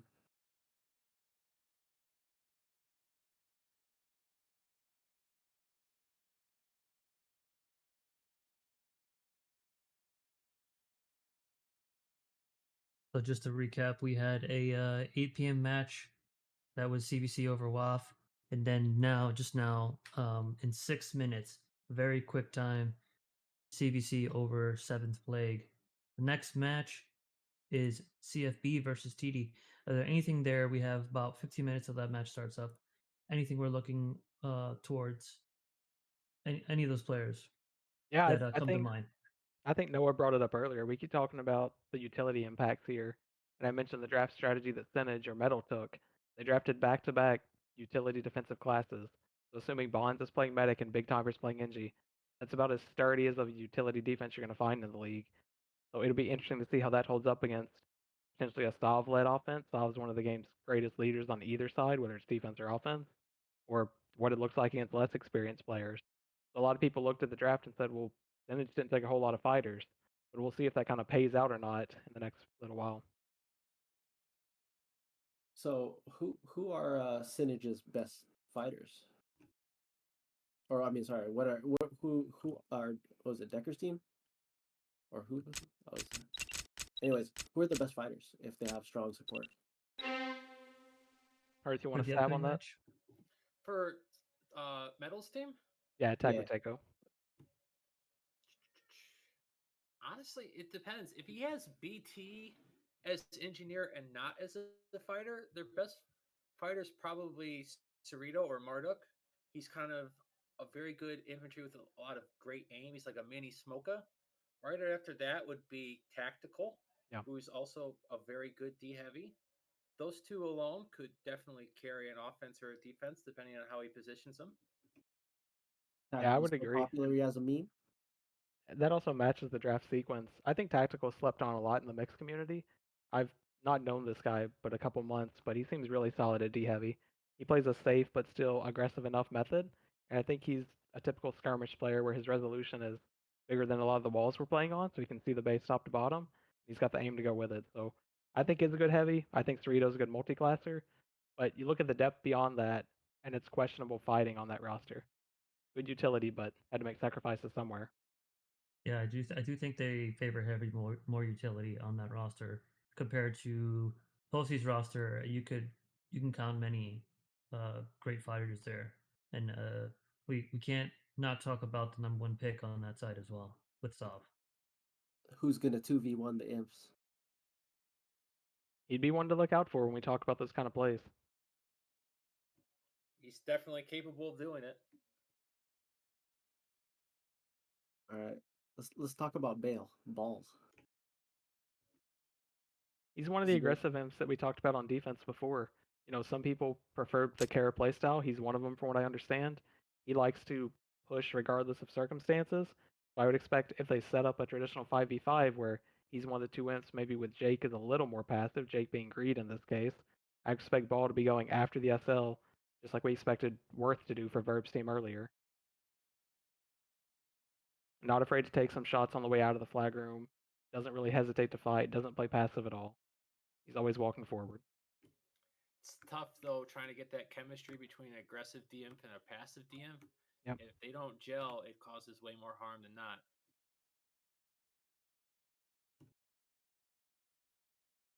The aggressive ones are usually going to be Kara, right? Typically, yes, because they're usually the first ones out of the flag room.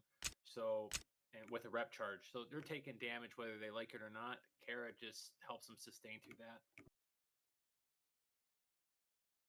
Are there any up and coming players that we see could shine tonight and can get a chance in a matchup like this? I think there's an obvious one for the community on Postie's team. I'm sure Hearth knows who I'm talking about. Oh yeah, we talking about the Great Chompy? Big Chomp. So I they thought had you like guys were going to the bring up draft half cut. prediction. I'm just kidding. Oh, wasn't going to. They had that during the draft, the predictions of like who's the up and coming player in this draft, and a lot of us said Chompy. You know, we don't really know this guy from years ago. I don't know how new he is, but I've played with him. He's very receptive to feedback. His mechanics are, strong on offense and whatnot. So I think we could see some breakout potential here where he's beating people in these 1v1 scenarios we see in a base that maybe you're not expecting to see beat. I've seen it happen in mixes. I mean, I've lost to champion mixes. Get too Oh, close to the guy, and it's like he just locks in. so a couple of things on that. This is all on infantry, Yeah, and then is he a P6 user? I think he switches. I know he's been Kara recently. I think someone's hooked him up with the switch macros, where throughout a game he switches. I can say the past couple nights when I've played against him, he's been Kara, at least for the majority of the time. But like Stav and Iron and these other imps who are considered the top of the community, they'll have quick macros to shift over. If they're getting killed by shotgun too much, they'll switch to Carapace to catch these DMs off guard. And I think he's doing that. Yeah, that's good. It's his ability to understand the feeling of P6 and Kara and adjust accordingly to both, to what's necessary is a great asset.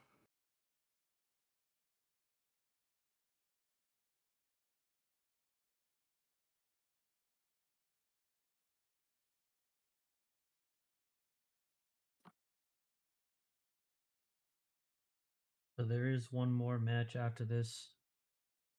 So this is going to be a very interesting one. But I am looking forward to seeing Chompy play. Um, I saw He has a him good attitude to dueling get by. someone, yeah, and he's pretty good with aiming. Oh. Yeah, I see him asking people for duels. Yeah, and he's focusing on the little things too. After an OVD or a mix, he's very quick to PM me or whoever he's playing with and say like, "Hey, did you see anything I could do better in this scenario?" And then he'll lay out a scenario of what he was up against. What would you recommend I do? And he understands like there's different options and timing. So I think he's really getting into the nuts and bolts of the game, and it's aiding him a lot in his development. Oh, so he's got a multi PL champs, giving him special attention. He's probably got 25 plus PL champs among all of us who are trying to help this guy out. We just want him to succeed because he's like the project of the community. Right. Oh, There becomes that player you kind of want to start to root for, right? Somebody that you can kind of that he's everybody the, kind of gravitates to, and I think the he's up definitely and one of them. comer. The pressure, is it on? Are we gonna? Is he gonna take over the MVP spot over Chucky? You're just setting it up for a big hype game, and then he's gonna go 2-9. We're all gonna blame you when it happens. That's fine. He can learn from it. He's got plenty of points of view to see.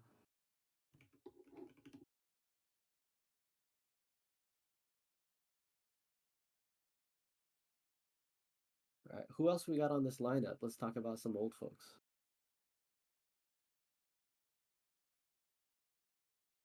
Yeah, we need to see kind of as they start to unspec here in a few minutes who's playing what class because there's a lot of multi-classers on Posty's team especially where of their first 9 picks I've seen maybe 6 of these guys play 3 different classes this weekend.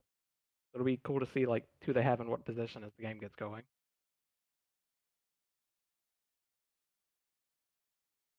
Is Chompy mousing? I couldn't tell you for sure. I mean, playing against him, I think he's mousing. If not, he's got exceptional aim for an up-close keyboard player. He moves like a mouser. It feels like it. So, does anyone want to go into the whole mousing versus keyboard debate? No shot.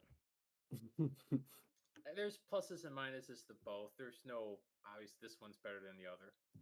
Yes, I completely agree. As someone who does both, there's pros and cons, and the biggest one is you can't turn as fast on the mouse as a keyboard player, and that's Yeah, mainly it. yeah, you have the fixed ramp up limit. I think it's at 200, maybe 250. But Yeah, as a keyboard player, you can also feel that sometimes. Like if I'm getting up close to Hearth, I know that I can abuse his own dead zone because he can't keep up with the rotation. And you see that a lot with keyboard players. We're trying to walk through the person we're attacking, knowing they can't spin to keep up with it. yeah.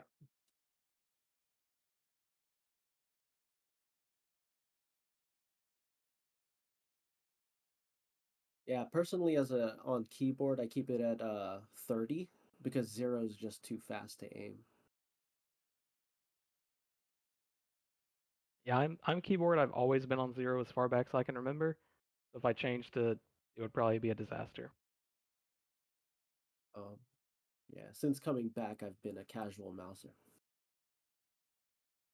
It's easier on the hands. Like you can ask Kev about how he sets up his keyboard, and it's just like, what are Oh you no, doing? he explained it to us once, and I still to this day don't understand how he does it. I've seen it. It's like, what are you doing, man?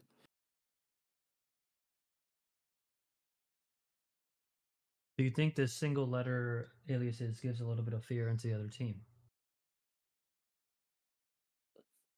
No, I don't buy that. Never did. No.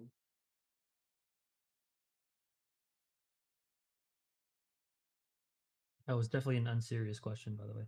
Which For what those wondering. names intimidate you? The government names? Kevin, Jake. I don't think there's many names that intimidate.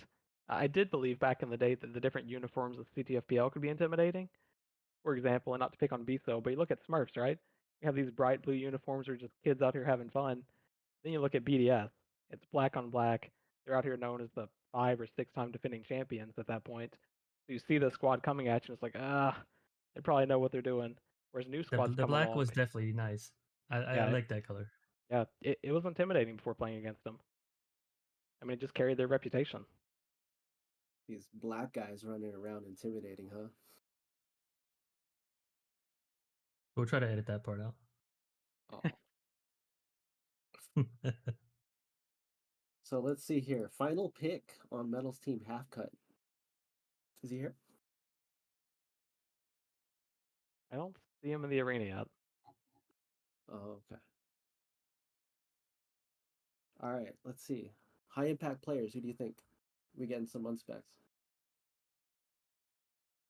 I think Bonds is one of the biggest impact players in this game. We talked about utility, and he was picked as, well, after ZMN, which is multi-classing, but Bonds was first kind of fixed class pick off the board. I think he could have a high impact against this offense. Especially in tonight's games, we haven't seen a medic successfully get behind a offense like we talked about and create TD, try to clear them, just stall them out, where Bonds plays that way all the time. I would expect to see that.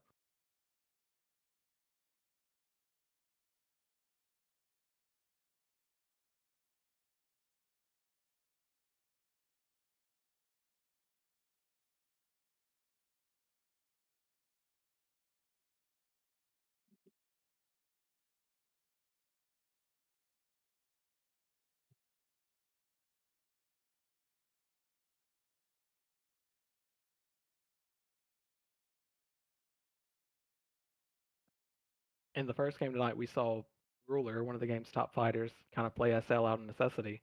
And now it looks like Sov is suited up as engineer. So we talked about the impact he can have on offense and everything. If they drop into this game 5 versus 5, he's not going to be on offense as their engineer. So again, it's the whole attendance thing in this draft league making differences from those draft night predictions.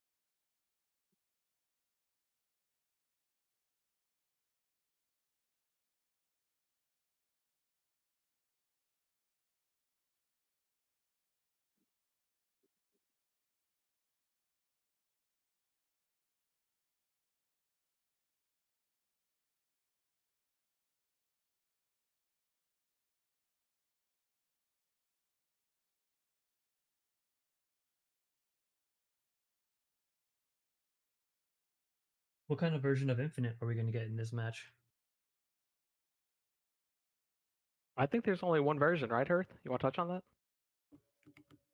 What was the question? Sorry, I was trying to do some training. What kind of version of Infinite are we going to get in this match? I'm gonna assume that we're probably gonna get the talk spot. Yep. He's gonna try to set the CTFDL record for most talks mined per minute. Even if he gets up to 4,000 somehow, he's gonna keep mining, try to get more.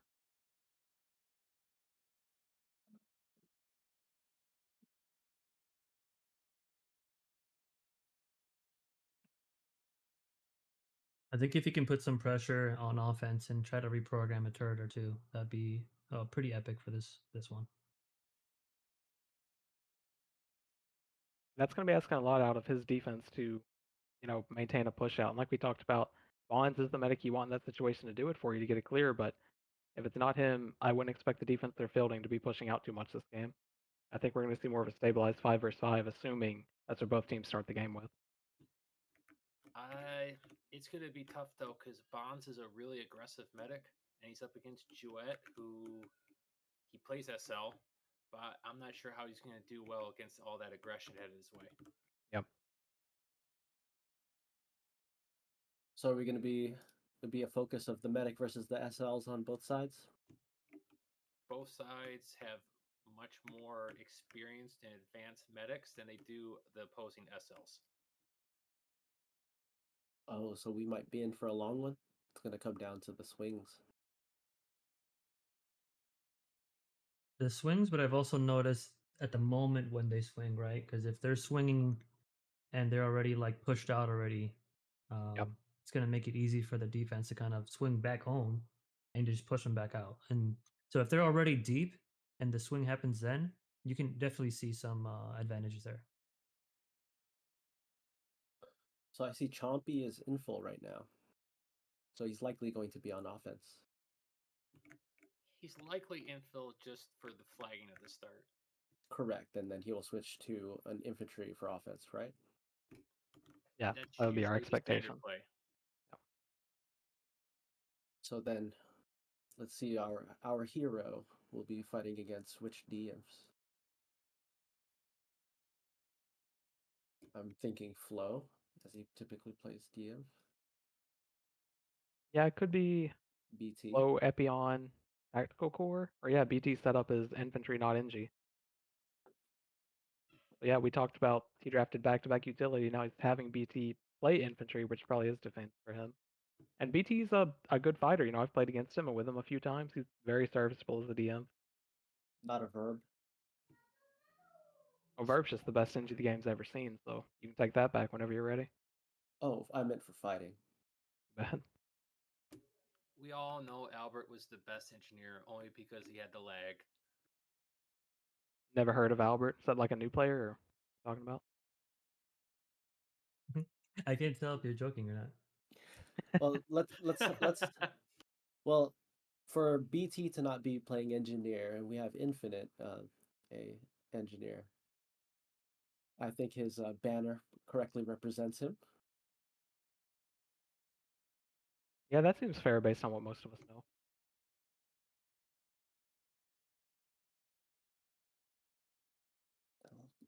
So let's see, will Infinite actually try to play as an engineer, or will he do silly things like 10-man info?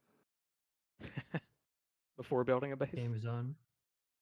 Who do you guys quick prediction before this game doesn't get too deep? Who do we think is going to win? I think, for me personally, I think Posty's team may win this one.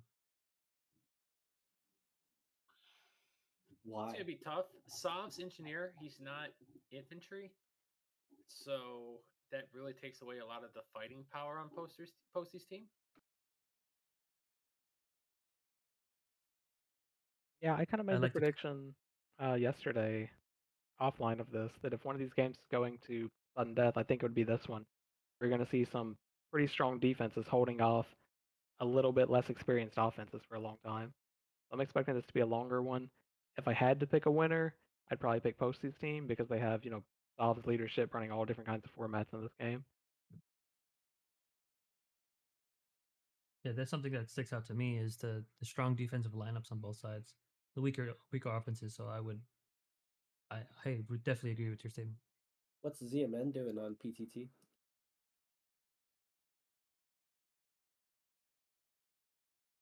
Did not see that, not sure. Copy that.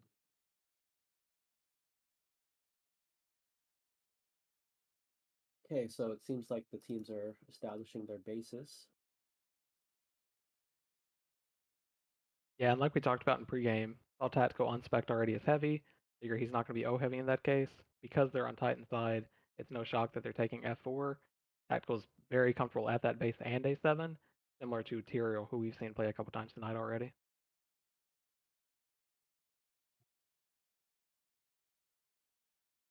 And then on the contrasting side of that, you see Posty's team taking A5, where they have stronger imp play. So if you're not going to play a heavy, it makes more sense to take a base where most of it's done in a passive way, and then you're fighting around these boxes with more tanky players. Looks like we were all wrong with the other DF over at F4. It's Rev, not Revenge, the one that catches RTs left and right, but just R. Yeah, I'm not familiar with Rev, so I can't provide any feedback on him. Never seen him play in any capacity. Is he new? And Bonds is already starting it off with the TB Blinks. Yeah, and that's like the one we talked about before, where it doesn't clear the offense, but it stalls them long enough. So now the NG has time to fix whatever he needs to fix. And we look at Infinite, who's E being a wall. This is the perfect time for him to clean up those blocker sentries. Could have went mining or something. And now they still have that momentum where the offense is pushing, but they've already been weakened because they're attaching at a weak state. So things are looking very safe at F4 for now. A couple bad deaths here at B5. There's 4 attackers doing nade damage. A plasma is down. The defense is attaching back home. So Pistor is the heavy at F4. He is setting up on the back MG, which is something I talked about earlier. That last clip of AC kills the MG, whereas if he had gone the RT would still be standing with around 60 to 70 HP. I really like that decision to take the MG. This is an Oh, we- interesting offense, though, at A5. It looks like Cerrito's running foot JT. Yeah, so his main purpose, and I actually like it in A5 and D6, is to utilize the walls with the bouncing GL, where it is inf heavy. So when you mix up your SLZB, the electron beamer, with the grenade launcher of the JT, you can get some quick, kind of unexpected deaths. And that opens it up for the infantry to do a lot of damage. But now, do you believe it should be 3 inf JT or 2 inf JT with an O heavy? I actually like either of them. I don't mind this setup at all. I'd be happy with either of them in this scenario. I think if Marta can get his GLs going at a good angle, there's a couple, like once you push out of the turret room, that's a very small choke point. GL can be pretty powerful there. And also when you push in right where Abath is up top with ZB. But we'll see what happens here. 3 inf JT and how powerful it is. Yeah, and we talked about Marduk in the pregame, like talented multi-classer. So if this game goes on long enough, it would not shock anyone to see him to change to, one of 3 other classes on offense. He can play info, he can play infantry, he can play heavy. It's just whatever rotations they want to go through. Hey, look at that. Loaf Pincher's learning from Bonds. Good. While Waylander and Greed doing some work, pushing out. Looks like there is no viable threat here at A5. Yep.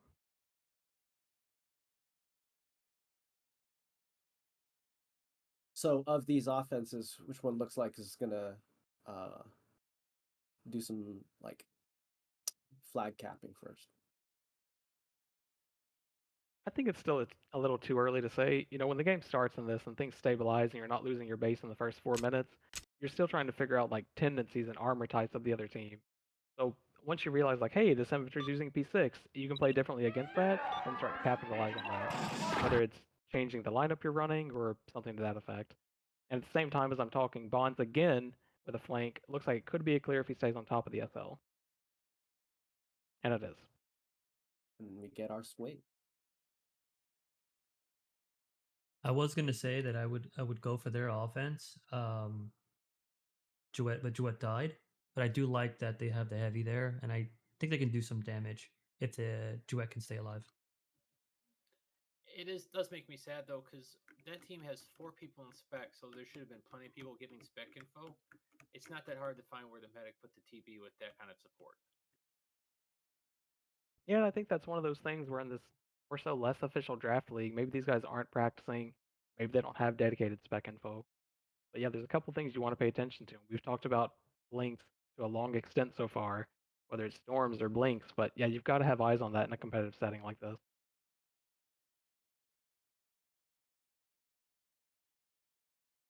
I can see that as something that will be forgotten, or at least in these draft league teams, because typically in a mix you don't have like a spec guy, right? You just kind of just have your 10 people in, so it Yep. might not be something they're really preparing for. But hopefully they make note of it for next game. Yep. One thing I'd like to note about Posty, about how far he pushed out, and I guarantee you he was looking for any infiltrator to run past him, and I'm sure he Absolutely. no TDs behind him as an experienced medic. There's no blink that's going to occur right now and ruin everything. Yeah, and they talked about we have the notification now that Axis added a few days ago, where if an info gets into the game, you get the soundbite, you get the arena message for it. So I'm guessing Posty's got good awareness check on that, where he's not going to push out aggressively once an info comes into the game, should one come in.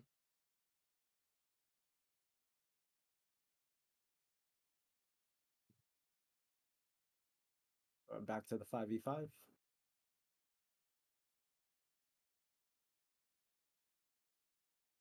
I think Abeth is playing somewhat passive, which is good for his team to keep them up, right? So it looks like Posty was trying to TB blank but couldn't because he was too far away.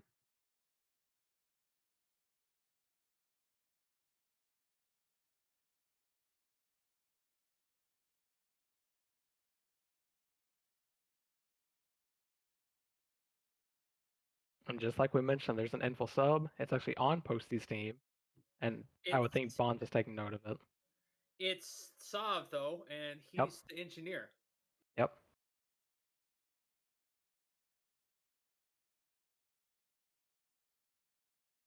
So sometimes you'll see this on 10 man, like in mixes, you'll see infinite switch off NG and go into info if needed. We typically don't see it in this 5v5 environment, so not sure if they're prepping a sub or they have some other plan, but yeah, they're trying something different, it looks like. Do you think it's wise for an engineer to be swapped out during 10 man?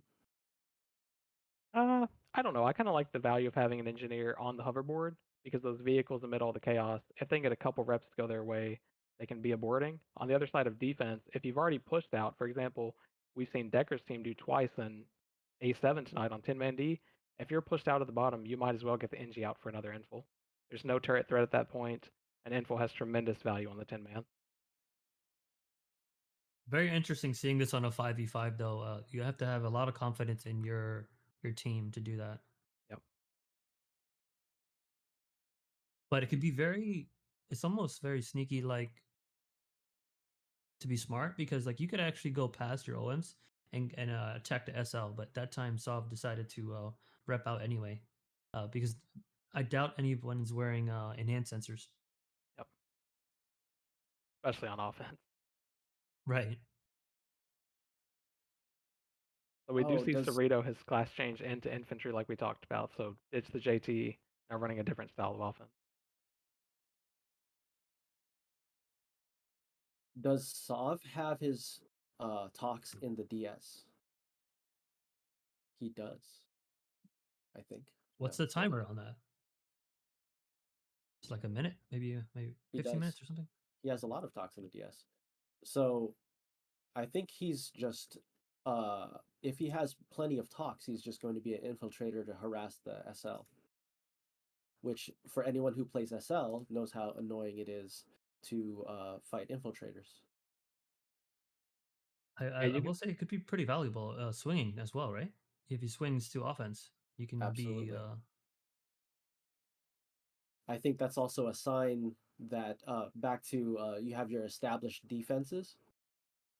Their defense is so strong that they're not taking turret damage. He doesn't need to mine more talks, so he can just play infiltrator, a more impactful role at this time.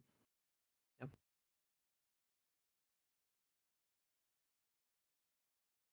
Hey, so I where are like when these teams try new mythical? things. Sorry, where are these mythical SL enhanced sensors that don't take up a slot? Because I don't have sensors as SL. Yeah, I think it's the belt sensors. So they take up a slot, but there's no regen cost or weight to it. Wait, So it where does is give it? them mini-map visibility. Where do I purchase this thing? It's under equipment fighting suit. I'm not sure when they were added, but I have seen them used. Wait, what's it called? Belt sensors. Belt. Belt. I don't see it. Oh well. Looks like P is putting work on that rocket turret, and they do. Oh, Infinite goes down as well in E4. Let's see if Bonds Mechanic for can the hold at blimp. least. Didn't do much. I really like what Mechanic is doing down there. He's kind of getting them distracted so they can hold the choke. Right now it's just chompy, but that little bit of valuable time could be effective. Yeah, and they have solved there again. We talked about it. You create this form of chaos where you're swinging back and forth, and if your team has an info line, you can create these big windows to do damage. And that's what you're seeing at F4 right now.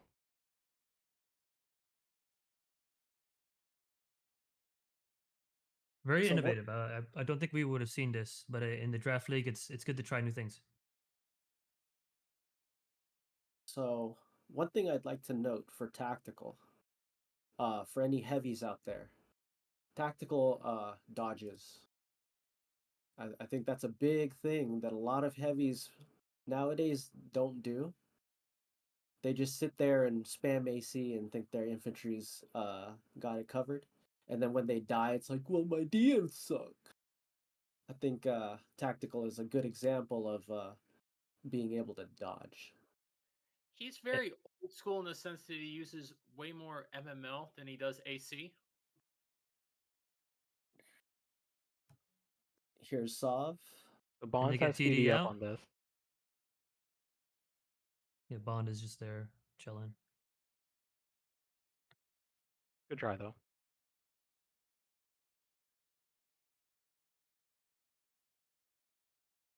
And that was well played by Bonds too. He didn't get too close to the action, so he's sitting back with 400 plus energy. No real risk of dying as they attach in and look for him. Whereas, less experienced medics may run directly at Sov. And as people attach, they're in threat of either having their TD turned off or just straight up killed. But Bond Nope, stayed at a safe range to keep it TD'd. He immediately recognized his number one priority at that point was to stay alive and just keep TD on in the flag room. Let the killing be done by the turrets and the other people on his defense. The way We this is have gonna go ahead. we have an opinion. Hot swapping classes is cancer. What do you guys think? I don't think it's that different than it used to be at this point, where it's done in the refs chat. I think it feels better as the players to swap classes and not rely on someone else, where it's a parameter time that's much different ref to ref. Used to call a swap back in the day, and it's like, okay, it's gonna take 8 seconds for one ref, whereas another ref it's gonna take 2 seconds. To take that variability out and just put it on the player, I think is a big improvement for the game.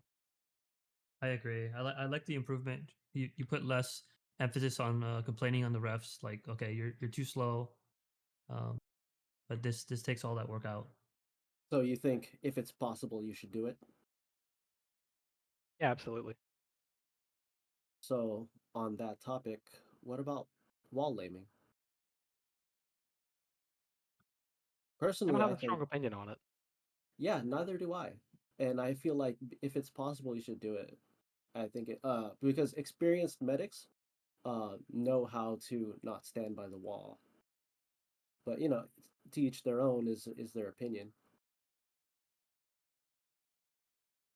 So is in that case, is that you can do it, but you should not do it. I think What it do you- becomes controversial in CTF because you have flags involved, but in like in USL league or USL, it happens quite often, and I think it's something that players should just be aware of. If you're near a wall, you could die. That's my 2 cents on it. I I feel the same thing applies in CTF. If you're near a wall, you can die. It's like disruptor, infiltrator, disruptor. If you're near a Exactly. wall, you can be disrupted. Look like Solve is still infill. This is thought he would change back, but it looked like his defense is just holding it down for him. Yeah, I mean, they've been applying pressure since he switched, and the way this originally broke open at F4, it wasn't Sov swinging initially, it was Bell. They were able to take another fighter to offense, leave Sov at home for a run or two, and then they built up this lead against the turrets. We talk about snowballing a lead on either side. That's what Sov's team or Posty's team has done in this case, and I wouldn't expect them to change off as long as it's working this effectively. Puts a lot more pressure on Infinite too.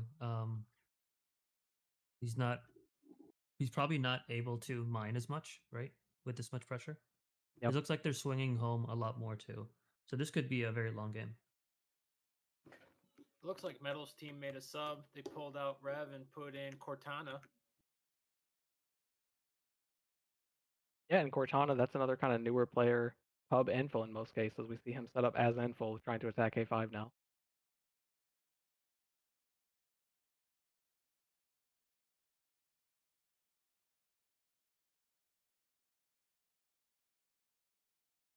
Has any turret damage occurred at A5? I don't believe so. Maybe the first push when they had the JT get a pick with GL, but beyond that, they've been pushed out or swinging for the majority of the game. And once you have this much pressure, it almost is like you start swinging people home. Because now you have Greed and Waylander. They were swinging on offense. So as long as they can sustain that pressure, there probably won't be much happening at A5. You think they should just 10-man it? I don't think they need to 10-man it yet. You know, they have lost one base essentially where they lost most of their turrets, but they were able to stabilize after that. I think you've got to give your team a little more of a chance than this early into the game to say, hey, this isn't sustainable, let's drop it. And that's Yeah, probably on the team might be too captains early. to figure out. You know, it fell apart like I mentioned because they couldn't keep up with the macro play of the swing, where Bell switches over to F4 and Infil is effectively defending A5. You've got to realize that on both sides and be like, hey, let's take advantage of A5 while we have it. They didn't. They burned a few runs, and then they got stuck in the trap of we don't have an Infil to push out of F4, and now Sov's here. So explain to me, actually, or to the crowd. We're running heavies now. A lot more heavy focused game. No JTs. So you can see what's going on here. Yeah, I don't know if I could give a specific reason as to why. I can tell you on a selfish level, I prefer it that way. And I played a lot of CTFDL behind JT offenses. I never liked them because it feels a little bit fluky to me, especially when they're, eating tranks here and there. They're getting a lucky bounce with a spike where they just accelerate way faster than anyone can rotate to hit them. I like the power offenses. I think they're more stabilized at this point with the current community, or even for the new players, like those that are serving as mentors to the new folks. They're trying to teach them how to play power. It just feels like that's the way this game should be played. So I think a good thing to note is tactical versus pister or P. I will point out tactical's just been sniping pister, and pister's doing the thing that tactical does. Has not been doing the thing that tactical does is dodge. Yeah, absolutely. And I mean, that could be predicted looking at the lineups. We talked about tactical, and he's playing on this giant rezo, so he sees the incoming damage. Nothing's a surprise. He's got a reputation in skirmish. I can't speak to it because it's not my zone, but he just seems like a really smart player. He's aware of what's coming and knows how to get ready for it. Oh, he's a skirmish guy. That's my understanding. Yeah. He Of is, course, yep. for those who don't know, skirmish, the bullets go very far and very fast. So you want to shoot very far, and tactical's playing heavy, which wants to shoot very Pi- far. No, Pister on the other hand does dabble in both leagues, but I do like how he's playing here. He's very aware. In this run right here, he got hit by a lot of AC, but at least his turret damage, he's moving pretty well in my opinion. Oh, exactly. You can triangulate exactly what's going on. Pister shooting a turret, tactical shooting Pister. Yeah. And so it's not announced here because it's not an on-info swap, but Sov did swap back to engineer, and I expect him to reset those sentries, maybe heal everything back up to full, and then if his defense keeps pushing out like this, maybe we see him swap again to a fighting class or an info, something like that. I think he's committing to this kind of swapping playstyle as long as his defense looks strong. So who It are looks his like defense? His Bale. defense is Bao, made up Greed, of, and Waylander. yeah, Oh, so obviously 3 strong infantry. yeah, Right. 3 experienced, PL playing infantries. comfortable too. And right now, Waylander takes a bad death, and you have to wonder, is Sov still NG? Can he get home if Bale's needed? about to join him.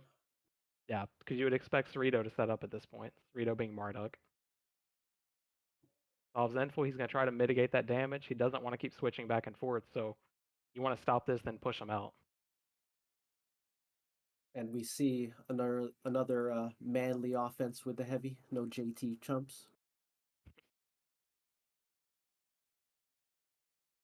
Very interesting with the info on defense is you can move that heavy, right? So you get him off his track to stop the turret damage. But once those sentries are down and the imps are not holding, I can't see how he stays info. You may have to switch back. Yeah, so it's cool here. You can see Sov kind of echoed what I would assume is the same thing I was saying. You want to get that push out, so either Sov or Posty called an additional inf home, and Yosh came home that time, giving them the numbers advantage. So again, that's just outplaying the swing, this time on defense, whereas last Right. time it was on offense. Great, great communication on their part right now Yeah, from how they're has to be. managing this subs and everything.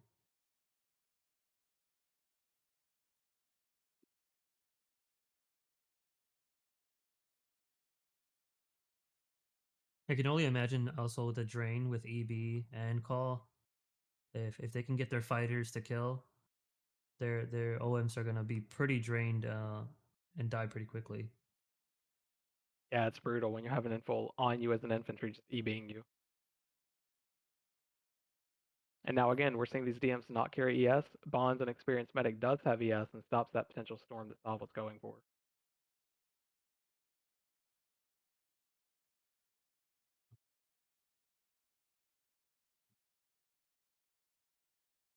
Now Posty's team needs an answer at A5. They get it, Sov shows up, heavy drops instantly, so the Rets aren't in too much danger. He's really timing that really well. Yeah.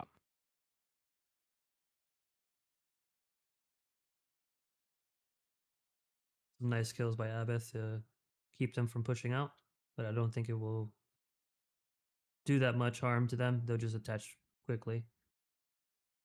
At least And they're what getting some more offense consistency.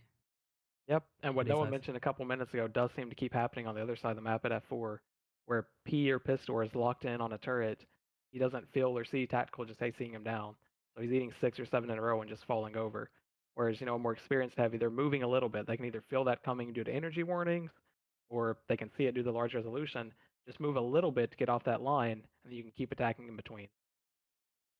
Yeah, he's doing well with turret damage. It's just getting there and not getting streamed. If he can work on that, he'll be much better.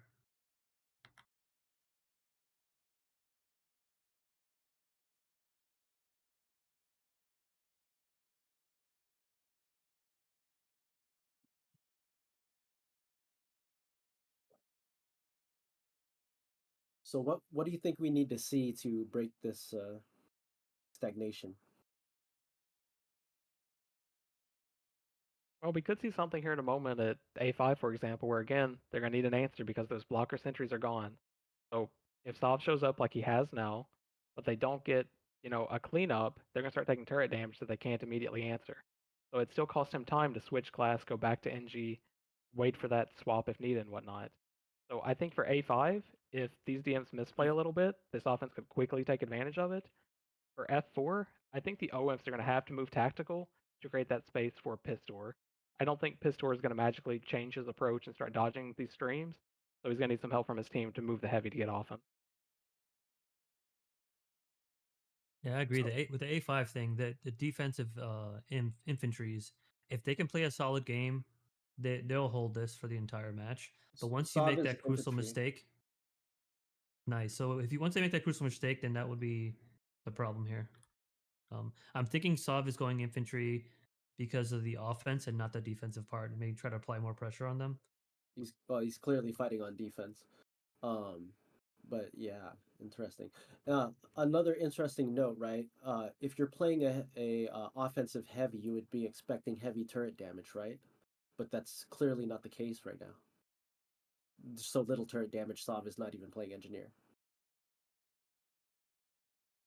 Yeah, I think it's a credit to the swinging playstyle though from Posty's team. Like I said, they're winning swings on both sides of this, where they're getting to offense faster when they should, and they're getting home right before things are getting critical.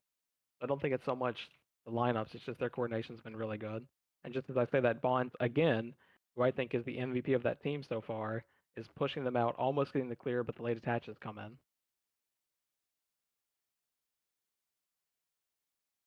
And Jouet dies pretty much instantaneously. No He did his clear though. job though. He stayed alive just long enough.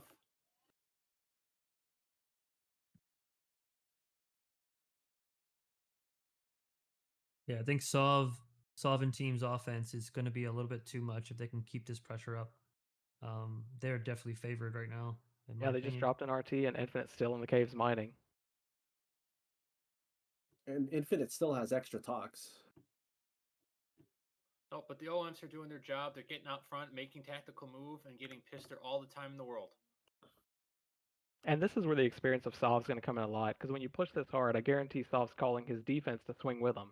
So he anticipates the swing of Bonds' team ahead of time, and they're ready. You can see the numbers trickling in at F4, Yeah. where it's not 5 versus 8, it's 8 versus 8, so they're ready to take And I advantage of love this where they're at. position. I love where they're at as well. They're deep there, so if they attach, they're in good position to do some damage here. This would be heaven for Pistor, this position, if he was up. If I'm Yosh, I try to hold here as much as possible. That's going to be hard because you're looking at the numbers right there and you're counting 6 to 2. Yeah, exactly. You're right.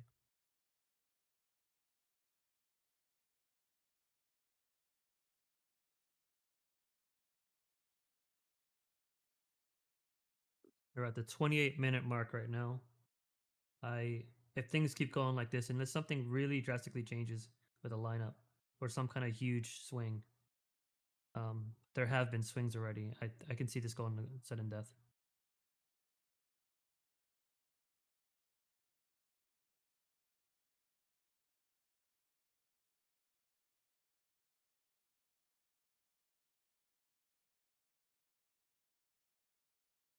So who do you think will win the 10-man? It's hard to make that prediction because it's all about base position. Where does the 10-man start? If you capture the flags out of F4 and you bring them to A5, but the opposing team's already at the turrets, you're going to pick the opposing team. On the other hand, if you capture the Exactly. flags and you're pushed out, let's say 60 to 7% of the base, you have the advantage there. So I guess it'll be how things are looking when we approach sudden death. If we get to sudden death. One of the critiques on Infinite, that last big play we saw where they lost all their turrets again, is he'll build this huge stock. Hurt said it before the game, it's the talk spot, but he's not there to use the talks. They were sitting on 250 talks when they lost all their turrets. He's in the mines trying to make that stack higher. If he had been at home, maybe it didn't look that dire the whole time. He could have been there providing Right. EB, repairing, and again, you're seeing a huge number shift at F4 right now. Oh, And you absolutely. just mentioned it right now. He's not there. I'm assuming some incoming damage is coming. So Yeah, that is you've the got to kind make of that like the call. con to his playstyle is you have unlimited talks, but if you're not there, you could literally burn through more talks than you're mining because all these turrets are just like getting hammered right now. Infinite is notably not a good fighter. So I feel like he may be more. He can contribute more to his team through his turrets than fighting himself. I think while that's true, Electron Beamer, which we've talked about in a lot of games tonight, is one of the easiest weapons to use in the game.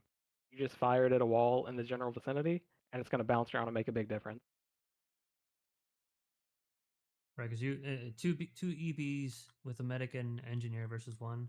I mean, you can do a lot more energy drain there. So his playstyle may cost him this match.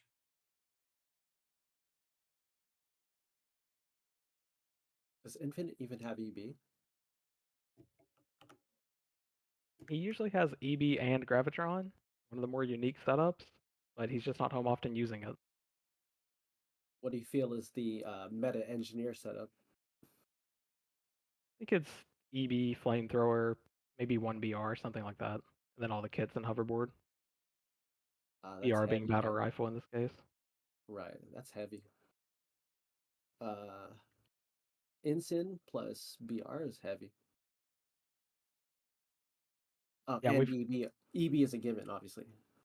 Yeah, we've got Decker who plays engineer, whereas I don't think it's typically EB, Ensign, and the grenade, so that makes sense. Yeah, you trade Hey, ensign for BR. You hey, typically Hearth, don't have BR as an ensign or as an engineer. how do you Uh, feel Bonds is playing a match so far, Hearth? To me, I feel like he's really holding it down with tactical there, being anchors on defense, He's doing making smart great. decisions. The only criticisms I ever have of Bonds is, and it's just more of a playstyle thing than anything. He's more of a Trank first, EB second kind of guy, whereas I'm more of an EB first, Trank second guy. But versus Jewett, who's pretty much he's not really up to par, versus Bonds' medic, either playstyle is going to work.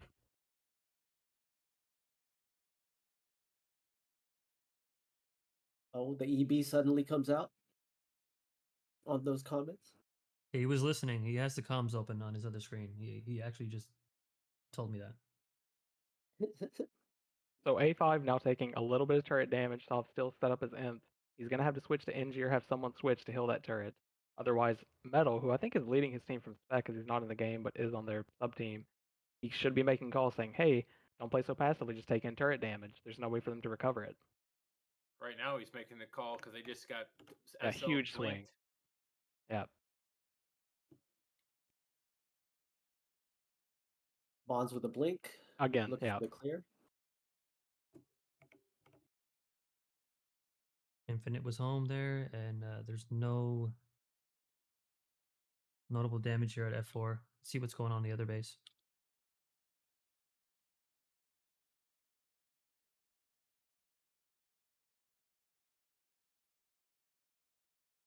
Yeah, Solve back on engineer. He's going to heal that up, set his blockers, and make his next decision.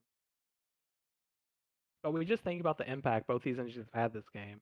So it is abnormal for someone to be switching off Engie all the time into a fighting class. But still, we're talking about Infinite, who's sure he's mining the most talks of everyone, but he's not home contributing to the defense. Whereas Solve is home contributing, Solve's going to enemy contributing. It's a very different playstyle. And Yeah, the first thing very Sob shoots contrasting is playstyles. EB.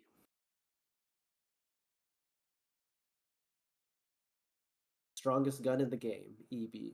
Just saw Ghost Bomber join the game. I'm not sure who he got subbed in for, but he joins the game on Bond's team.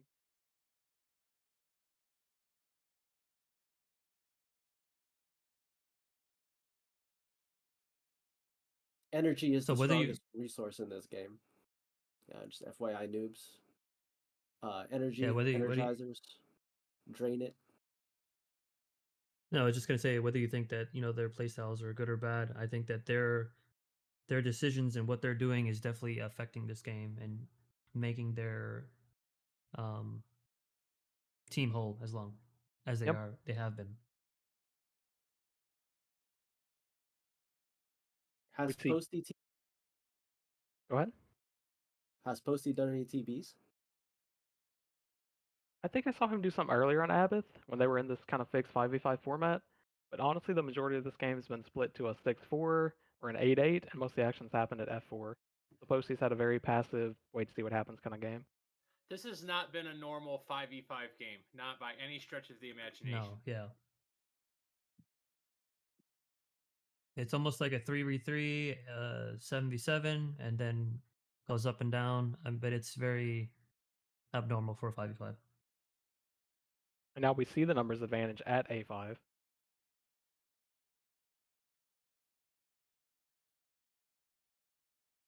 And Solve with the impeccable timing, he's engineer right now, just when he needed to be.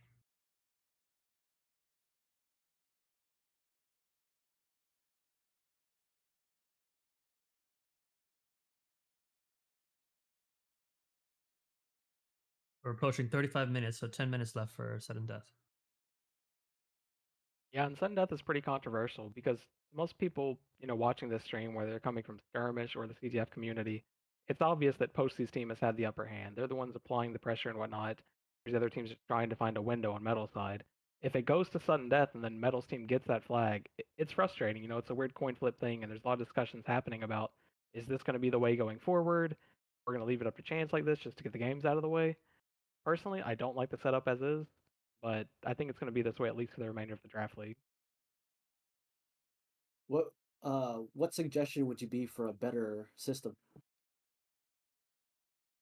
I like the different suggestions folks have had about like reducing player power on both sides as time goes on. I've seen one like increase death timers. Of course, that's not going to feel good, but it's very fair to both teams. Where at a certain threshold, the game gets harder. Whereas when it comes to a flag spawning in a random location, that's not really equal for both teams. You know, we don't have perfect spawns coming out of the dropship, so even if you send people to the dropship and it's a race, it's not going to be even on both sides.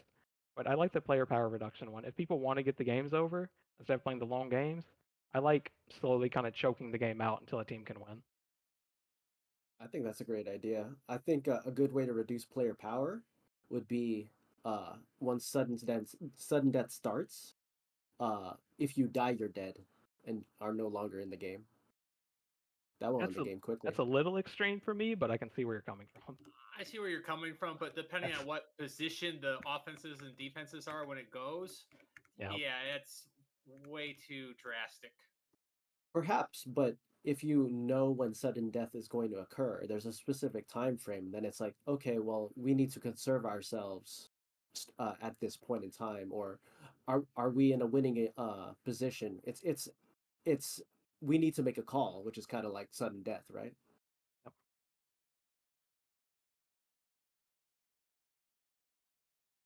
Speaking on that, I think teams will start to notice that either will do either the aggressive thing or they'll play passive and try to gear up for. You'll see a bunch of infiltrators start to sub in here soon, once it gets closer. And in fact, one advantage that Sov is already infiltrator. So if he can get his entries up, they'll have the advantage already. Think about the possibility of a legendary duel that decides a 45-minute long game. You know, all the pressure is on you to win it for your team. You're last man standing. I think that'd be pretty epic. The Don't you potential. want the win to be because of the team, not because of the individual? Well, your teams uh, are even for 45 minutes, and then your standouts are going to stand out. It feels a little anticlimactic, I or feel maybe the either too extreme. But yeah, I think some kind of balance is needed for whatever decisions made. isn't that And it contradictory? Sorry, anticlimactic, but like not climactic. Well, it's kind of reducing the effect of the first 45 minutes of the game. So if you make it this sudden death thing where either you stay dead or it becomes this dueling ceremony, essentially where you're trying not to die because you're perm dead, you're taking away the lead that you built on minerals and whatnot. Whereas if it's something more neutral to the game but makes an impact and more punishing to take deaths, like an increased death timer, that's a much different evaluation than, oh, you called a rep RT, you're out of the game. I see. Well, I think I probably have the bias as a dueler myself, as yeah, I would like to win this whole game because of me, and you know how it goes. wouldn't that be epic? Exactly. That would be climactic. We're approaching what 39 minutes now. See what kind of things teams do here. I wonder Uh, if Solve's team makes a move. I said no, it's not Solve's team, but somebody's gonna eventually do something. Yep, and we saw that in seventh place versus Fangs Out on the first night of the draft league, where both teams kind of felt it around 41 minutes that it was going to reach the sudden death, and we saw a lot of people just spreading out for the map on the different spawns. Which, correct me if I'm wrong, but I think it's all the bridges are eligible, and there's a spot in the caves that's eligible. I believe there's actually 2 spots in the cave that are eligible. Yep. But you're right. You will start seeing very likely class changes in the next few minutes as people prep for it. oh, like Sov for the past 45 minutes.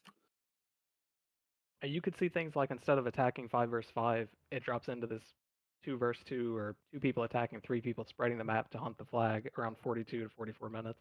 That's what we saw in the first game of the league. And there is a cool method where the opposing team can punish that. Instead of hunting with them, you just say, hey, I just saw them make the subs. They have 2 to 3 people roaming the map. Let's take this 90-second window and go take their base. And I'd love to see a team try to do that.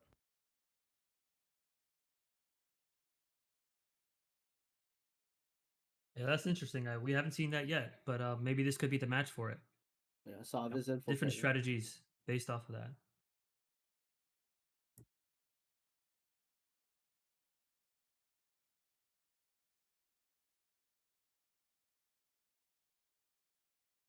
So Pister dodged the AC, but he didn't dodge the infantry.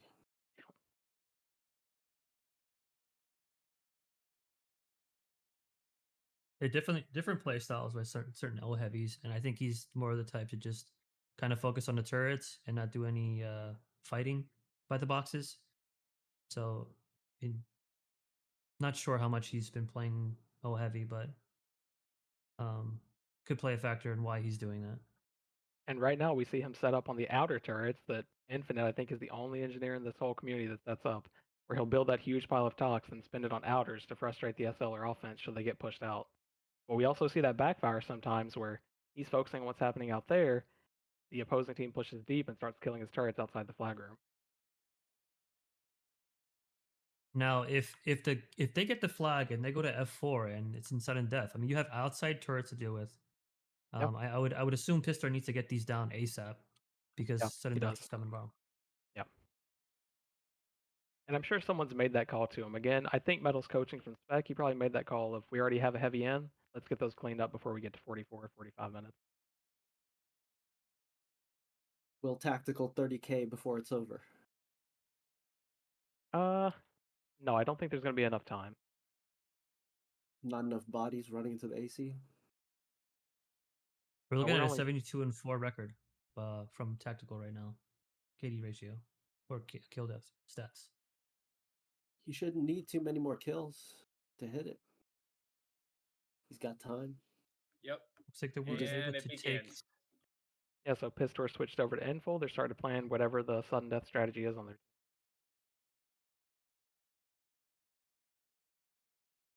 All those rets were cleared at E3, but if you're looking at Infinite by chance, they're building them again. So he's using a limited resource to build a luxury item, and we have seen that backfire before. Yeah, I would think if Bonds and company get the flag, I think that they're favored to hold. Oh, this So is we'll see what happens interesting. here. So, Metal's team has infiltrators in spec. He's having the subs done right now, as opposed to actually announcing the arena message. So he'll have infos in, but there will be no messages, or at least currently, because they've been posted minutes ago. Sneaky, sneaky. Do they need to add that as a rule to, like with cloakers, also state switches? Possibly, but you could also have your argue that your captain should be aware of whoever's doing spec info and say, okay, this player's getting subbed in. What class are they? So I mean, yeah, you could say they should add it, or there could be opposition to not add it. But I Yeah. can see your point. I mean, if they're coming down from spec, like you said, Hearth, it's no different than it was in CTFPL. It's done in some form of a captain's ref chat, and then both teams can see it. They can make that check just like we did, straight to the player chart, and warn our team, like, hey, this class is coming in. Well, Yeah, I'm not but mentioning it as it like it was sneaky. I just find it interesting that he's going to use other players to play infiltrator as opposed to the ones he already has in the game. Yep. All right. well, would a If new player find that fair? Hopefully, they have the communication and the leadership to just be able to say, "Hey, look, I'm putting in an infiltrator. They're putting in an infiltrator. Be aware." Especially at this time of the All right. game, you should Yeah, have yeah. BS. We're all old here. We just deal with it. We're used to these things. But sudden you know, death. So it's Chompy's top got bridge. it. Chompy's got Chompy's it. got it. Top bridge. No TD on him. It He's was out. speed. And that's what I mean. You get to this weird coin flip scenario where it's like, okay, did they really earn that, or how does this work? is And from Chompy there, the the other Right. team's MVP? scrambling to get there. Chompy the And up and coming MVP? The as we were new meta discussing earlier player? about 10 mans, right? You notice how they're just at the choke and Yep. Jouette's there. This is a bad position for the 10-man offense to be in at the last well, not the last choke, the beginning choke. So they Yep. have to work just as harder. Yeah, there's no progress on the base, and a lot of 10 man is about organizing reps from the infiltrators. So they can create this bubble to push you back, and because you're already up front of the base, the infils can safely take a death, exhaust all their reps like we saw them do a second ago, and they're going to be back for the next push. Whereas in a normal scenario, they may only get that first one before the flag room is threatened. So you have these 12-second windows as the infils die where you need to make progress on the base. And if you don't, or the base is too much of a walk like we're seeing here, you're pretty much stonewalled, and now you're panicking. Yep. And great reps, timing of reps by the defense so far, and probably accounts of what infills they have in. but they timed it so that one is then over and then the next one dies and the next one comes up. Yep. So right now Sov is repping and then it's Duet. So and they'll Yep. just keep doing that. Too far for them to go. Yeah. So 2 for 2 now in sudden death games. The team that captures the flag wins with no abort. That's just how this is going so far.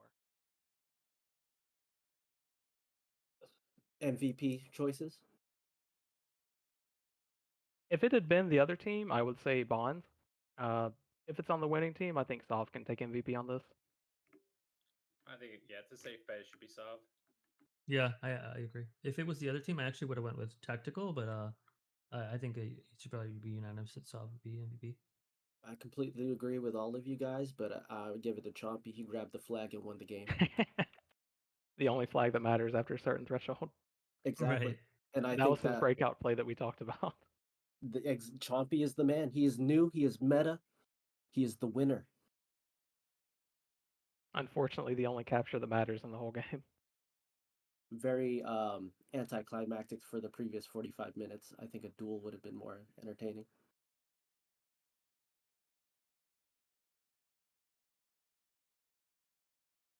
But great job to all the players. Sov obviously the standout.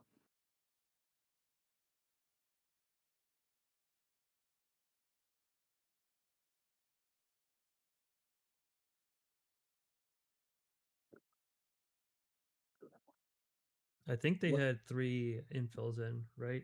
I'm not sure if they had 4, but I think I counted 3 on 10-man defense. what if it was like 3 lives? Sudden death starts and then you only have 3 lives. Yeah, they did have 3. It was Sov, Duet, and Pistor. And like you talked about, they kind of sequenced their reps really well, which is the free, 9.5 to 11-second window, which if done right, that first infil's back 4 seconds after the last infil's done.